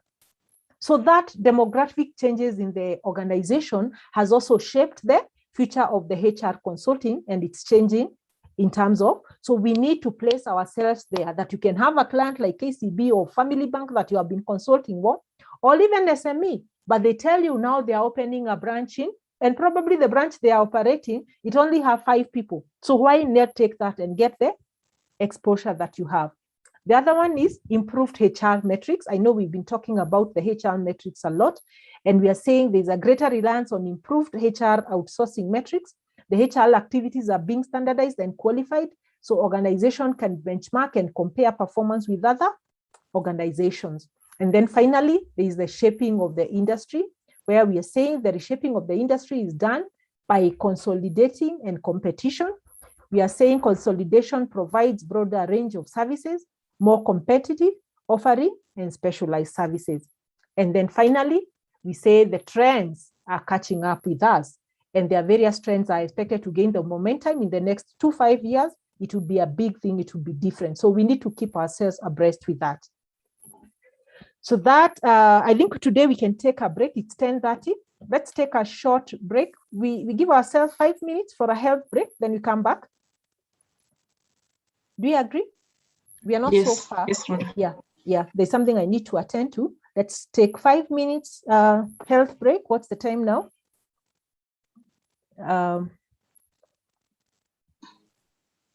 It's 10:30. We meet at 10:35. Yes. Take a health break, take a walk, take a cup of tea. Let's meet in 5 minutes. Thanks. Thank you.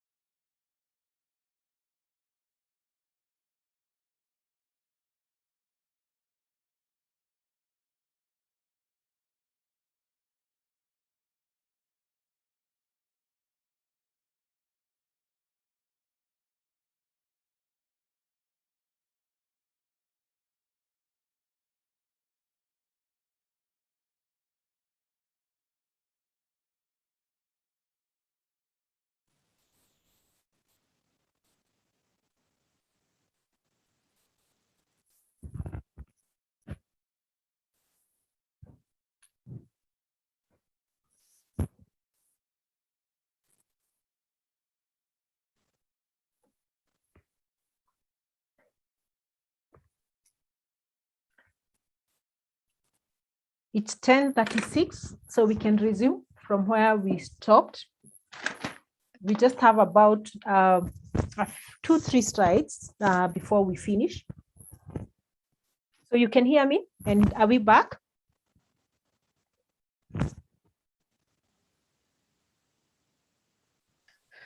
Yes, we can.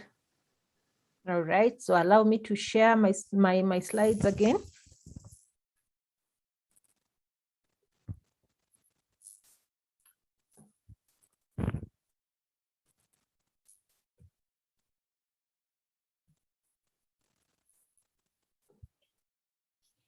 Yes, so you can see where we are. We are not doing so badly. So the next topic we are dealing with, it is the second last, which is to describe the typical problems of HR outsourcing. And then from there, we'll just explain the best practices. Then we look at a case study, and we can call it a day. And we'll have gained our 4 CPD points for those of us who have been able to be here with us for the last 4 days. So the typical problems of HR outsourcing, I think we have alluded to most of them as we were having our discussion right from the start. And I like the way we are able to engage and come up and see the areas and the challenges, but this shouldn't scare you because we have solutions for them, or there's a lot of solutions for every problem. So for every challenge that comes along your way, there's always a solution. I said, you're not the first to encounter, nor will you be the last. And these are not just the challenges. Probably we said in the next 2 to 5 years, the HR trends are going to change dramatically and exponentially.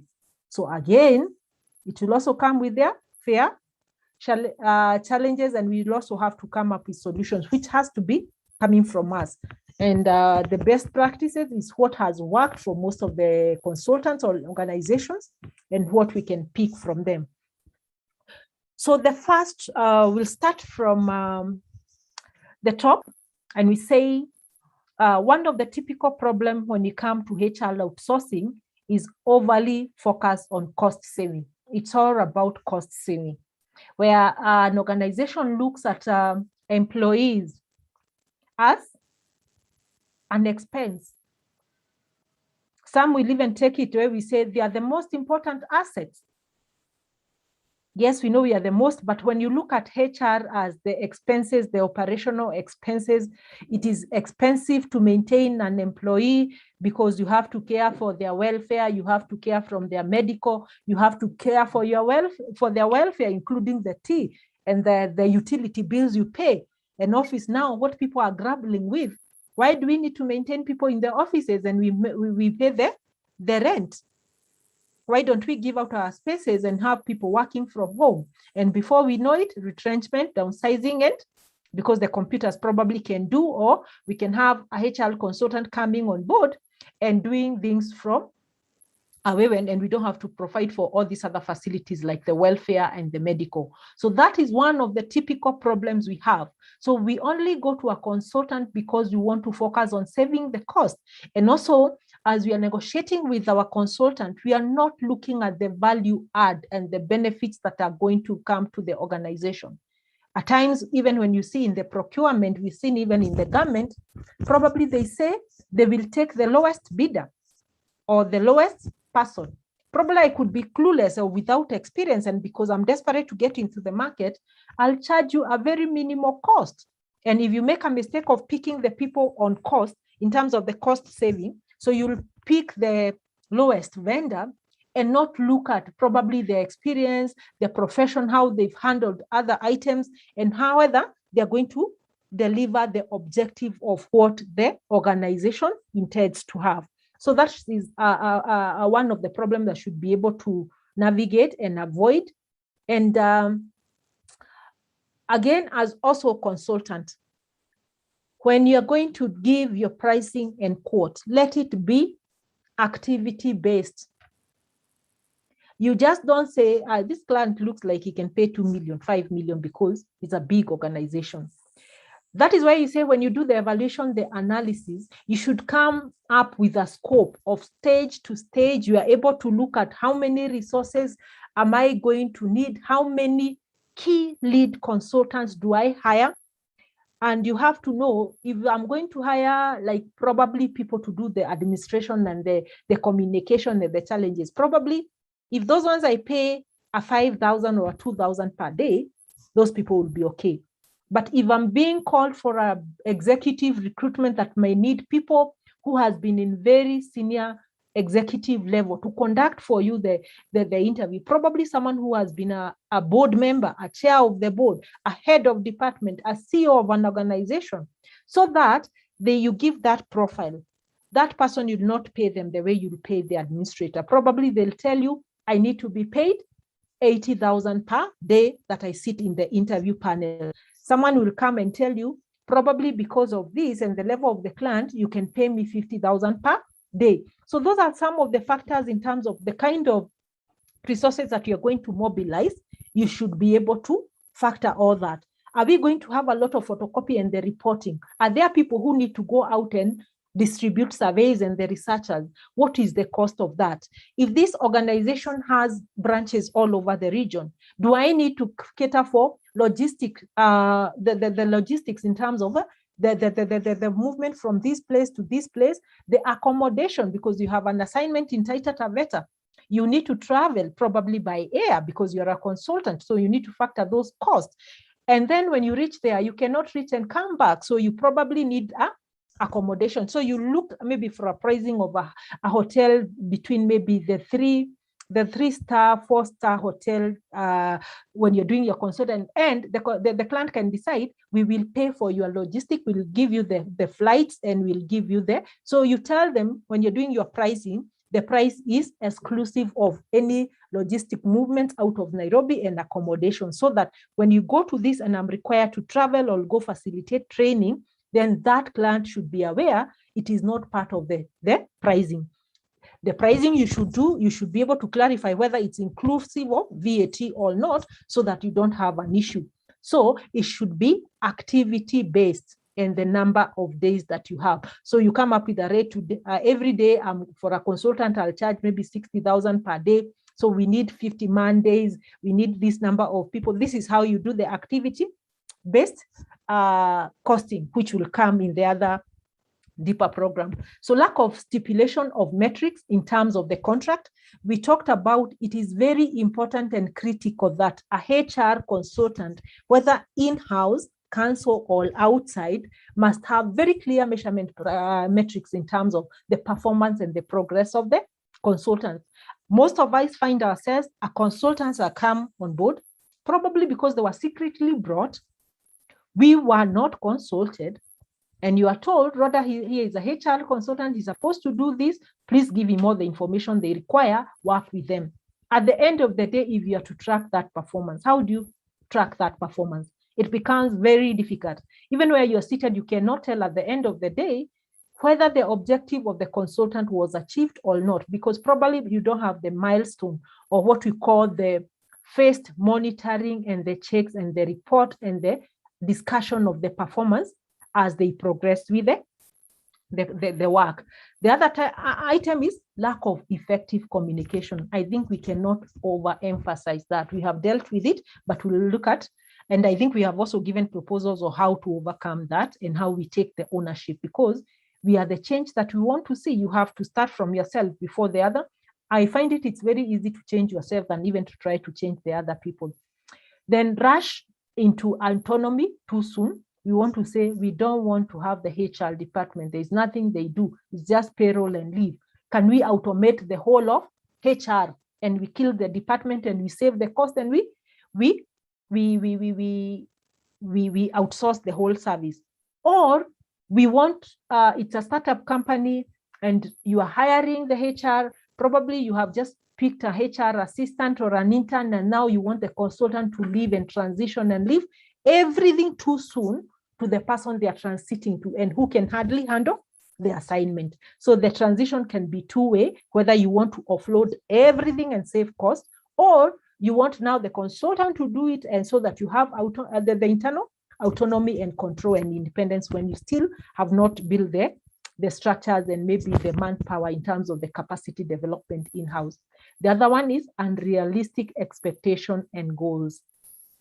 This can come from the organization where you think A HR consultant is it's a wizard.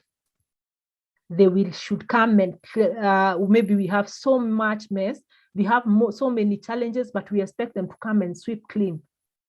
It is an issue of the culture change, but you want this consultant within a month, he has transformed people. We know transformation and change is a journey. So unrealistic expectation and goals becomes one of the challenges that we have. We want, again, probably we are making so much demands from the consultant because, as someone has alluded, we already have end in mind.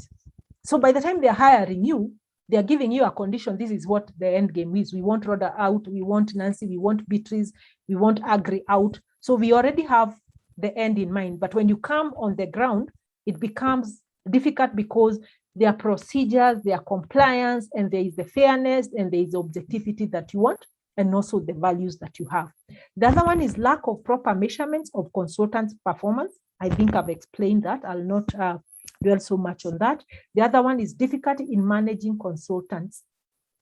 If you don't have the technical know-how of HR consulting, if you are given consultants on board, it is very costly and a difficult affair to manage these consultants, because probably one is because of their politics. You may not have been well briefed or have the whole scope of what they are doing. You don't know how to measure them because they are subject matter experts that have been paid and brought on board. So it becomes quite a difficult thing to do. Employee resistance. And we see resistance come from the communication, because if everything is guessing, there is no communication, there is no transparency. Of course, the internal employees and also the senior managers will not come and embrace you. You'll find a lot of resistance. Probably as a consultant, you'll go to that institution, you experience hostility, even right from the HR department, because they start feeling, oh, you want to take away my work. And then after that, because you're doing all the HR work, I'll be declared redundant, or I'll not, you don't think I'm good enough to be the HR, and that's why we have to look for an external resource. So that kind of resistance and the hostility comes in. You'll find there is holding of a lot of information. You want this, they are not able to give you time, the information that you need in good time. The information maybe probably they are supposed to do, because we said a lot of facilitation is done by them. It takes too long. Even the people who are supposed to take your reports for approval by the senior management or even the board, they're dragging their feet. They don't want to move. There is resistance. They say, you didn't discuss. We didn't agree on this. These are consultants' proposals. That is why collaboration, influencing, and trying to build influence when you set feet on that organization from the low level to the highest level is very critical for you, because time is of essence. You have a project plan. You want to finish in the agreed timelines at the agreed cost, because the more it delays, the more expensive it becomes, and probably the resources you are using already have other activities that they engage with. We agreed it's 1 month, the project is taking more. I'm sorry, I'm not available. So you can imagine your resources trying to pull out because of the delays and the challenges you're having. Then the other one is outsourcing for the wrong reasons. I think we have discussed that. Why are we outsourcing? Is it to meet a particular goal, a sinister goal that we want to use the consultant for? So those are the majorly all the problems, or most of the problems that we encounter. And I like that most of you had actually foreseen them and have experienced them, and we are just looking at them. So before we go to the case study, we look at just 3 core best practices for HR consulting. And we have summarized them in 3 points. And one of is selective path towards HR consulting. And we are saying a company should explore individual sourcing strategies for different HR functions rather than total outsourcing strategies. That you should look at it from a very strategic point, break it into pieces, and see each and every function. Why is it important for it to be outsourced? And when you're outsourcing that particular function, that's why we are coming to the specialization. You look for the expert in that field, not just saying we want to have one HR consultant who will do all the HR consultants. look at it in a specialized way, in terms of the cost, value, benefit, what you want to achieve. If it's performance management, what is it that you want to achieve at the end of the day? Is it that the people will understand, they will embrace the new performance management system? We will review the old system, ensure you have a subject matter expert in that, so that by the time you come to the end of the consultants, you have achieved your goal. Don't give the entire package to one person who pretends to be a jack of all trades and maybe a master of none. Number 2, multiple consultants or vendor relationship. We are saying a company should choose a consultant or a vendor that is right for each function rather than focusing on a vendor consolidation. And finally, we are saying combination of both internal and external strategies. It's a delicate balance that we need to perform. Only outsource those core competencies and the expertise that we don't have internally, and ensure when you outsource them, they are coming to build the capacity of the people who are on board, so that they can be able to do their work, or they can improve how they are doing their work. Probably again, time may be, they may not have sufficient time to do the kind of the in-depth analysis that is supposed to go into it. So you will be able to complement the internal resources that you'll have. So we are saying it is important to combine both internal and external strategies, such as a shared service between the internal resources and external consultants, so that they work together in harmony. So finally, we have a case study that I want us to close the training with, and I'll ask one of us to take us through the case study. Then we'll have people's contribution on the 2 questions, so that we can see whether we have really truly understand this topic of HR consulting. Let's look at this, the case study, then we'll do the closing remark. I think I'll talk about the HR skills training and the certification, which I said it's a depth program. And if Dan will be with us again, we'll also make comments of what plans we have, and also the other activities that are coming in the coming few days. So let's have a volunteer.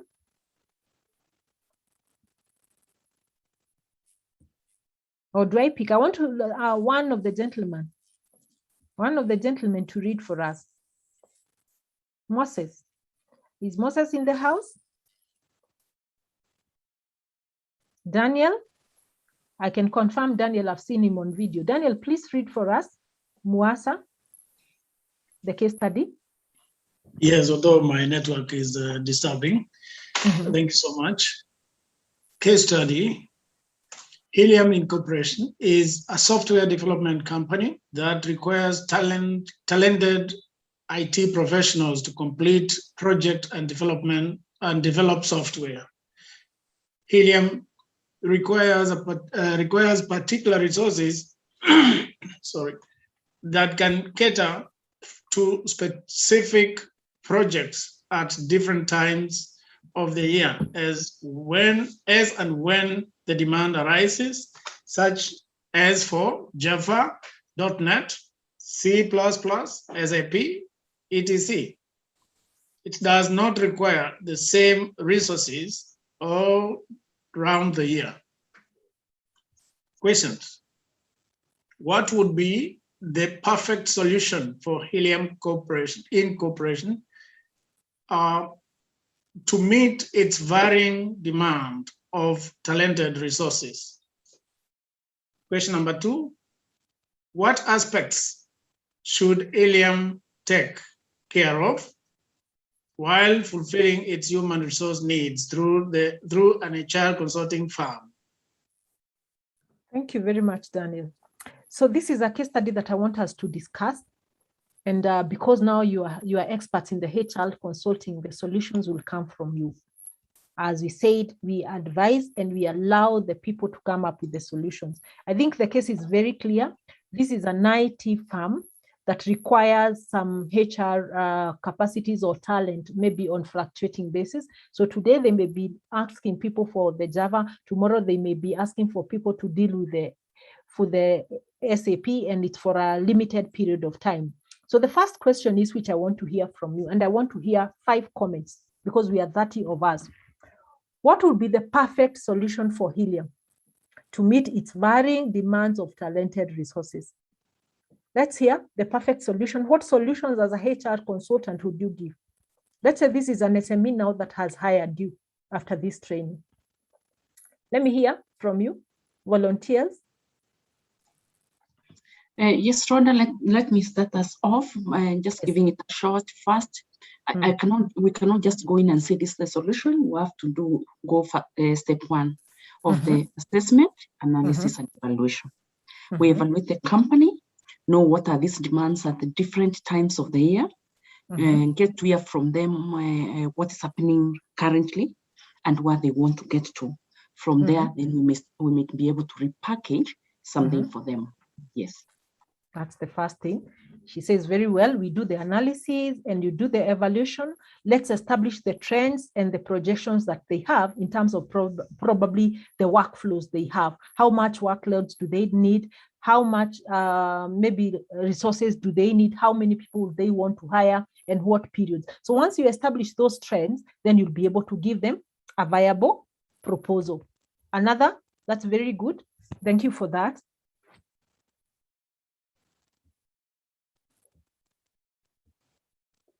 Want to give it a shot? We need 5 people for this first question. We are now experts in the HR consulting.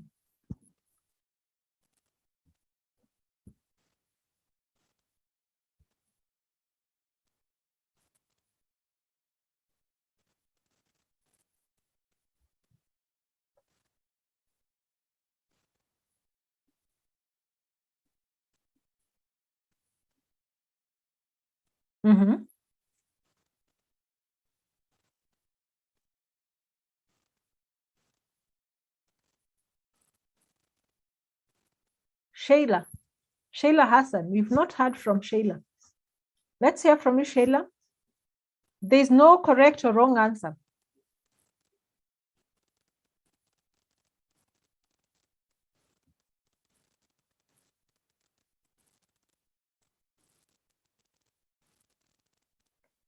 Shayla, can she hear us? Moses?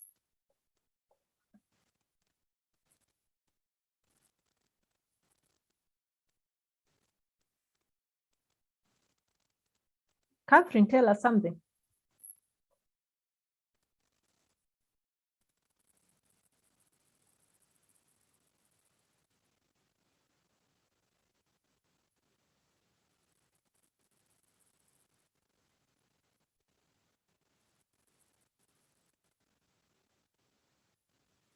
Okay, Shayla, I get your comments. She's not able to respond. Sorry for that. We wish you quick recovery. Grace? Is Grace still with us? You can type your answer. You can type on. Grace, tell us something.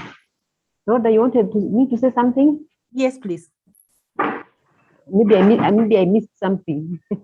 No, we have you seen the case study? No, let me look at it. Yes, the case study is, just look at the case study and we are answering question number 1. We are saying, what are some of the solutions, perfect solutions you'll give to this?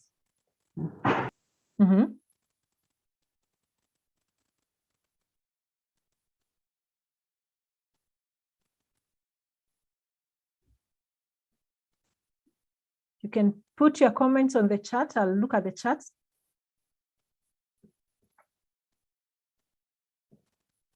Or do you want me to give this as a homework out of 20 and I tell then after marking is when we'll give the certificates so that it comes as a quiz? Don't overthink. Just look at it from the face value of it. You're just giving some solutions of how they will go around about it. We said they need to analyze, we need to analyze and evaluate and establish the trends that the organization has in terms of the workflow, maybe the resources that need to be deployed so that then you can be able to give them a good solution. That is what one of us said. We are looking for more contribution. How would you approach it?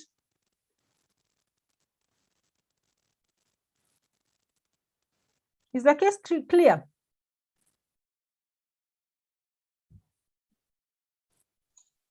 Sorry, if I may try. Yes, please.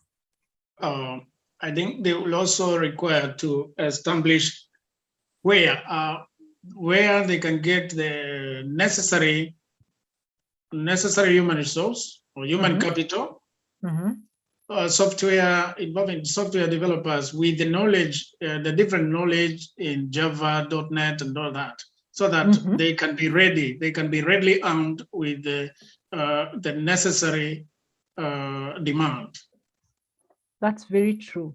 That is very true. You can see this is a highly specialized field. And again, because it is recurring for different periods, probably for short periods, you may not go into the newspaper advert every time when you're looking for these resources.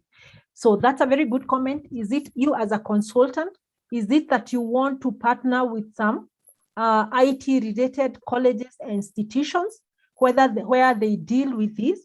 And then what level of competencies are required for such projects? Are we looking for experienced people so that we can also partner with other consulting firms? Or can people who are fresh graduates from college probably be used in their internship programs? Or can we get this from the recruitment? The source of your actually recruitment in terms of the talent will be very critical. That is very fundamental. Then I'm seeing a comment from Banis that says, understand the timelines per project and phase. That is very true, so that the resources that you are going to mobilize, you know they'll be there for how long, the timelines.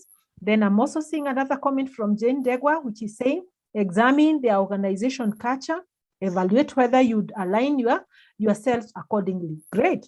Those are some of the things you have to really evaluate and see, is this an organization I'd work to?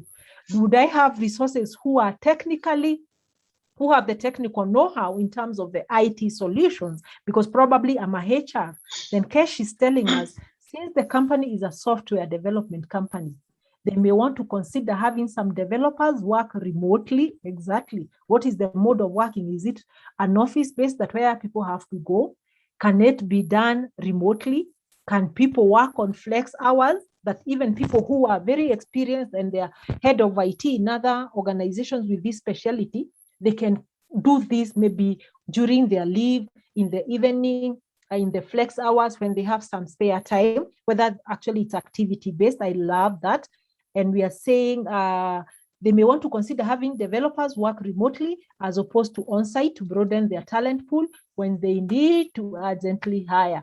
Good. We also need to factor in the people, because probably the same projects that came out coming. Can we recycle the same so that we have our own database as a consultant, that when this activity, which is development of our website, comes in, we can call on this person, we check their availability or not, and then come back.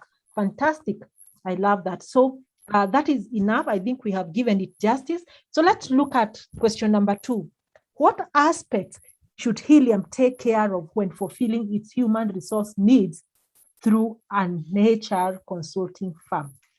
What aspects should Helium? Now you're looking at from an organization. We were looking at it from the consultant perspective.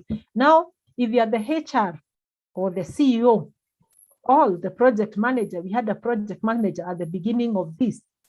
I can imagine it's David, the CEO, who is talking to Sam, who was his project manager. Put yourselves in those shoes. What aspects should you take care of when you're fulfilling your HR needs through outsourcing a HR firm? Let's give it a go.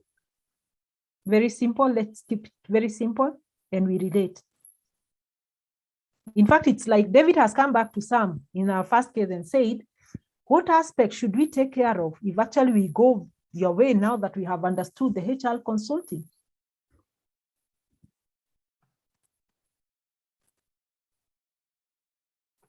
I'm eagerly listening.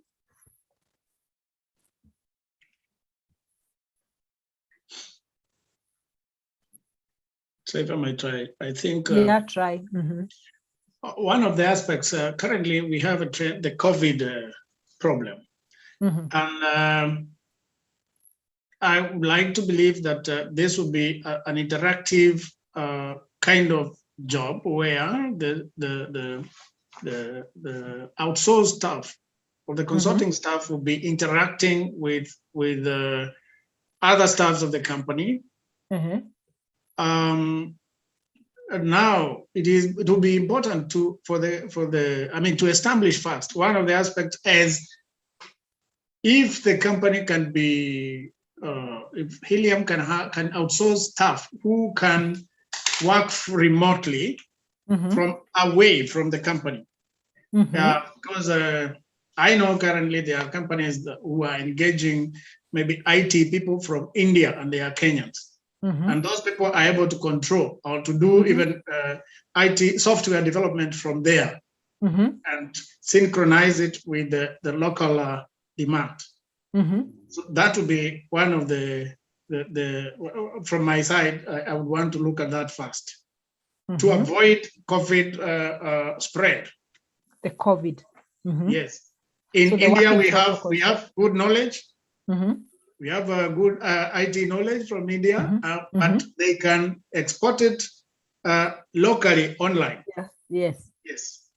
That's good. The working protocols, and also we are talking about safeguarding the internal resources as they interact with these people, especially in this COVID period. Very good, Dan. Let me hear from someone else. I totally agree.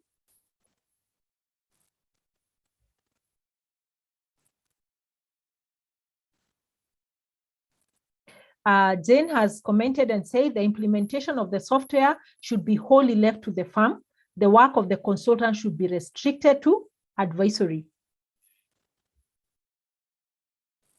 Jane, if you look at the case study, these are, of course, the strategic direction has been given by the organization because they want to develop a particular software for the client. So in terms of the strategic and the infrastructure, that has to be taken care of by the organization. So now this is like working in a manufacturing industry, but though in a software way, they are just supposed to put the commands as per what we call the business requirement, BRDs that have been given by the client. Because I think by the time you are coming to look for the resource or to mobilize, I'm sure Helium have already signed what we call the BRDs, the business development requirement from the client, and the client has already given the specification. So they're only coming to put together what they are supposed to do. And when you look at the HR consulting, mostly we are not coming here to develop. It's the people that will give. Our work mostly is recruitment. So I want to look at it from that perspective. But thank you very much. And as you are really emphasizing what we are saying, our work is advisory. We can advise, these are the people we can recommend for recruitment, but the actual recruitment probably has to be done by, that's what you're saying? That is what Jane has proposed. Should be done by the client. Daniel, your hand is up, or it was before? You'd want to add something? Sorry, it was before. Thank you. Great. Any other contribution before I come in?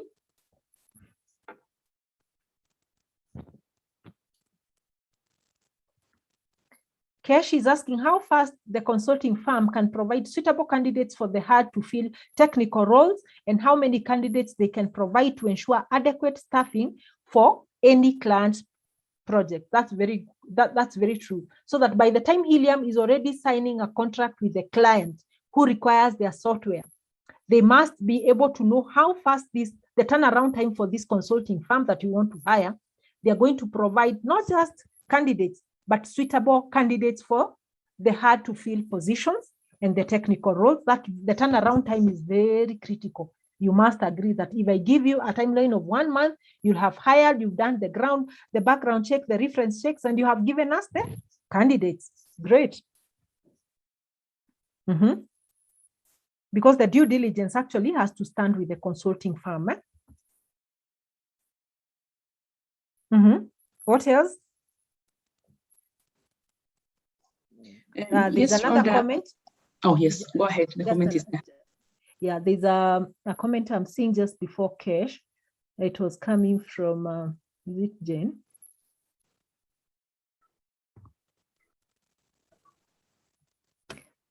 I've seen a comment. It was something to do with the compensation.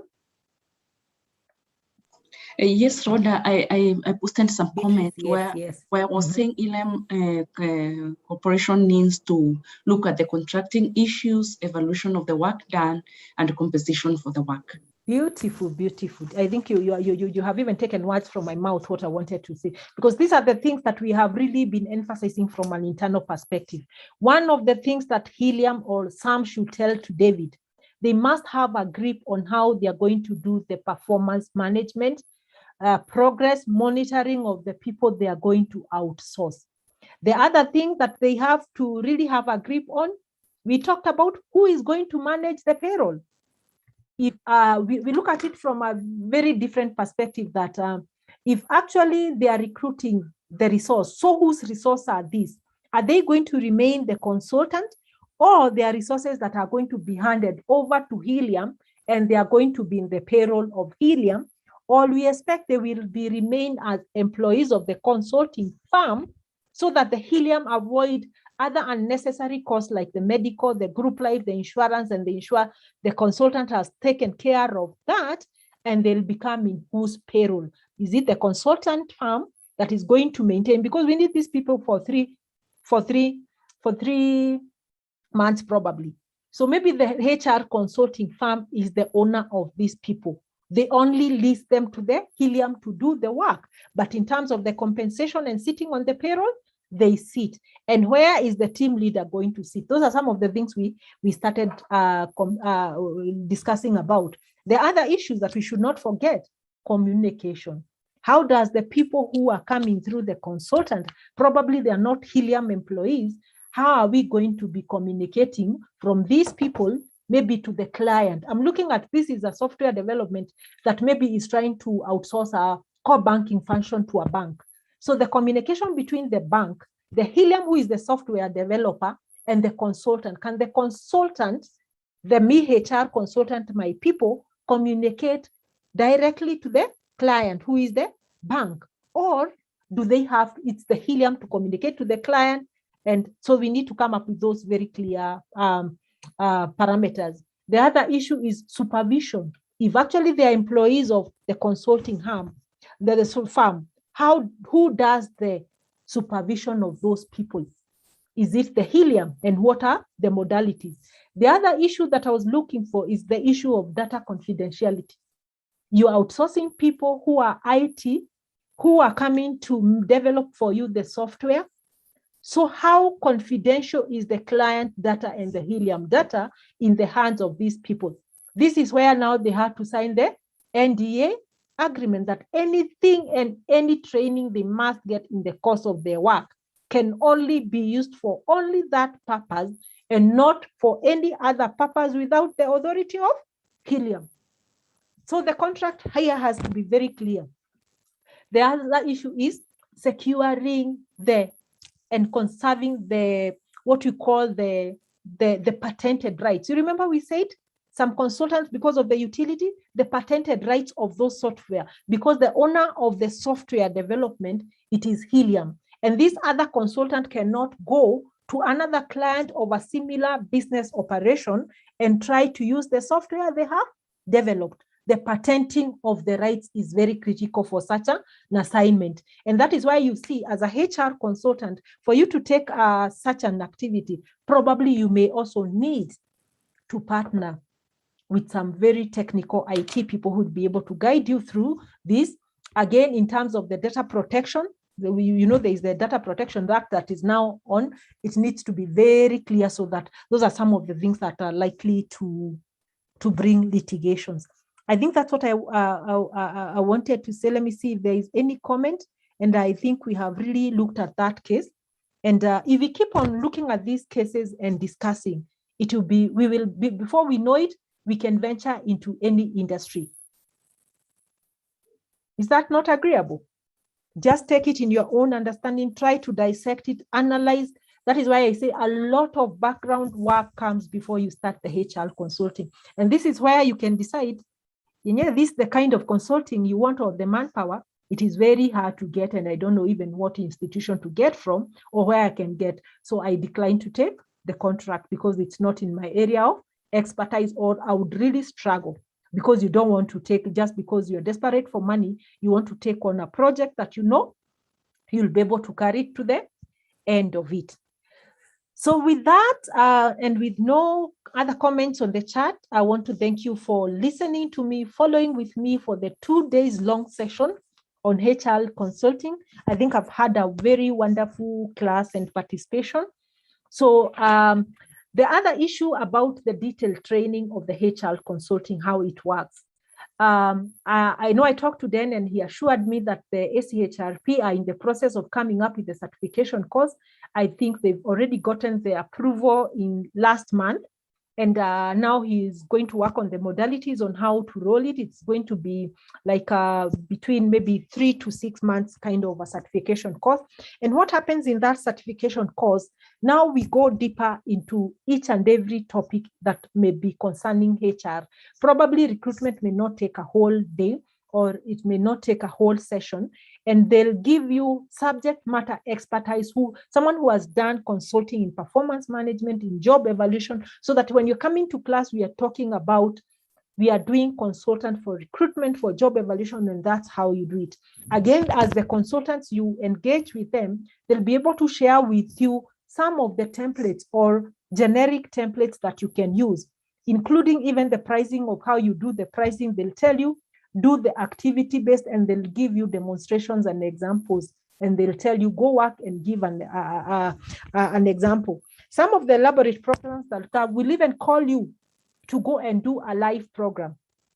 Even as before we got the certification, you had to go out and look for a live client, do a financial proposal, execute, and you have to give evidence and approve and a letter from the institution that you did the project from the start to the end, with this, even the technical, financial, until they accepted your final report. So if you took a big project, because I remember like for mine, I did an organization structure review, career progression and development of the staff establishment. They are voluminous, huge documents, and it's a program that took about 8 months. So by the time even the board and the organization clears and say, we have accepted the report and we have closed, that is when now you submit your project for marking and then the certification. So it has all those aspects.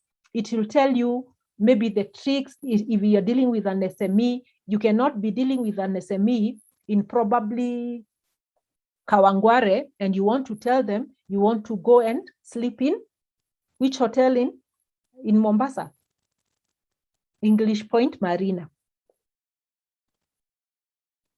So you'll say, can you look for a 3-star hotel or a 4-star hotel? And I say the pricing is done on activity-based, and what you project all the cost, and then you put your markup there, and you consider issues of VAT and such charges. So that is what the program will entail. Then if he's here with us, he'll also tell us more of that. And I hope all of us who are in this forum have also received our invitation for the upcoming 6th Industrial Relations Summit that is coming up at Hill Park Hotel. It is between 17th to 19th of August. It's going to be, I've seen the panel of the presenters, and it has quite some experts and the advocates in this field of industrial relations. We see a lot of things are changing in the employment industry. It's one topic that I'm very passionate about. You've seen the rulings that have been done, which has declared some of the clauses of the Employment Act non-constitutional, especially when you're terminating people who are on probation. So it's always good. You can never learn more about industrial relations. And it's a 3-day program with the 6 CPD points. And I will urge each and every of you, if you're able to get sponsorship, you're able to register for that course. This is also another area in the HR that is really keeping trend and changing. And also the litigations and the case laws that are there, they're changing the whole scope of what we know as what is just in our statute. So with that, I can see someone hands up. Dan, are you with us? Daniel, your hand is still up. Eh? That was the earlier one, I assume. Eh? No, that was the earlier one, just ignore it. Great, I'll ignore it. So let me hear if there is anything. For me, I think I'm really happy with how it has gone, and I'm looking forward to engaging with you more in this session and also in our professional networks. So that is all from me. Is Dan in the house? Dan, are you with us? Probably you could give some housekeeping issues.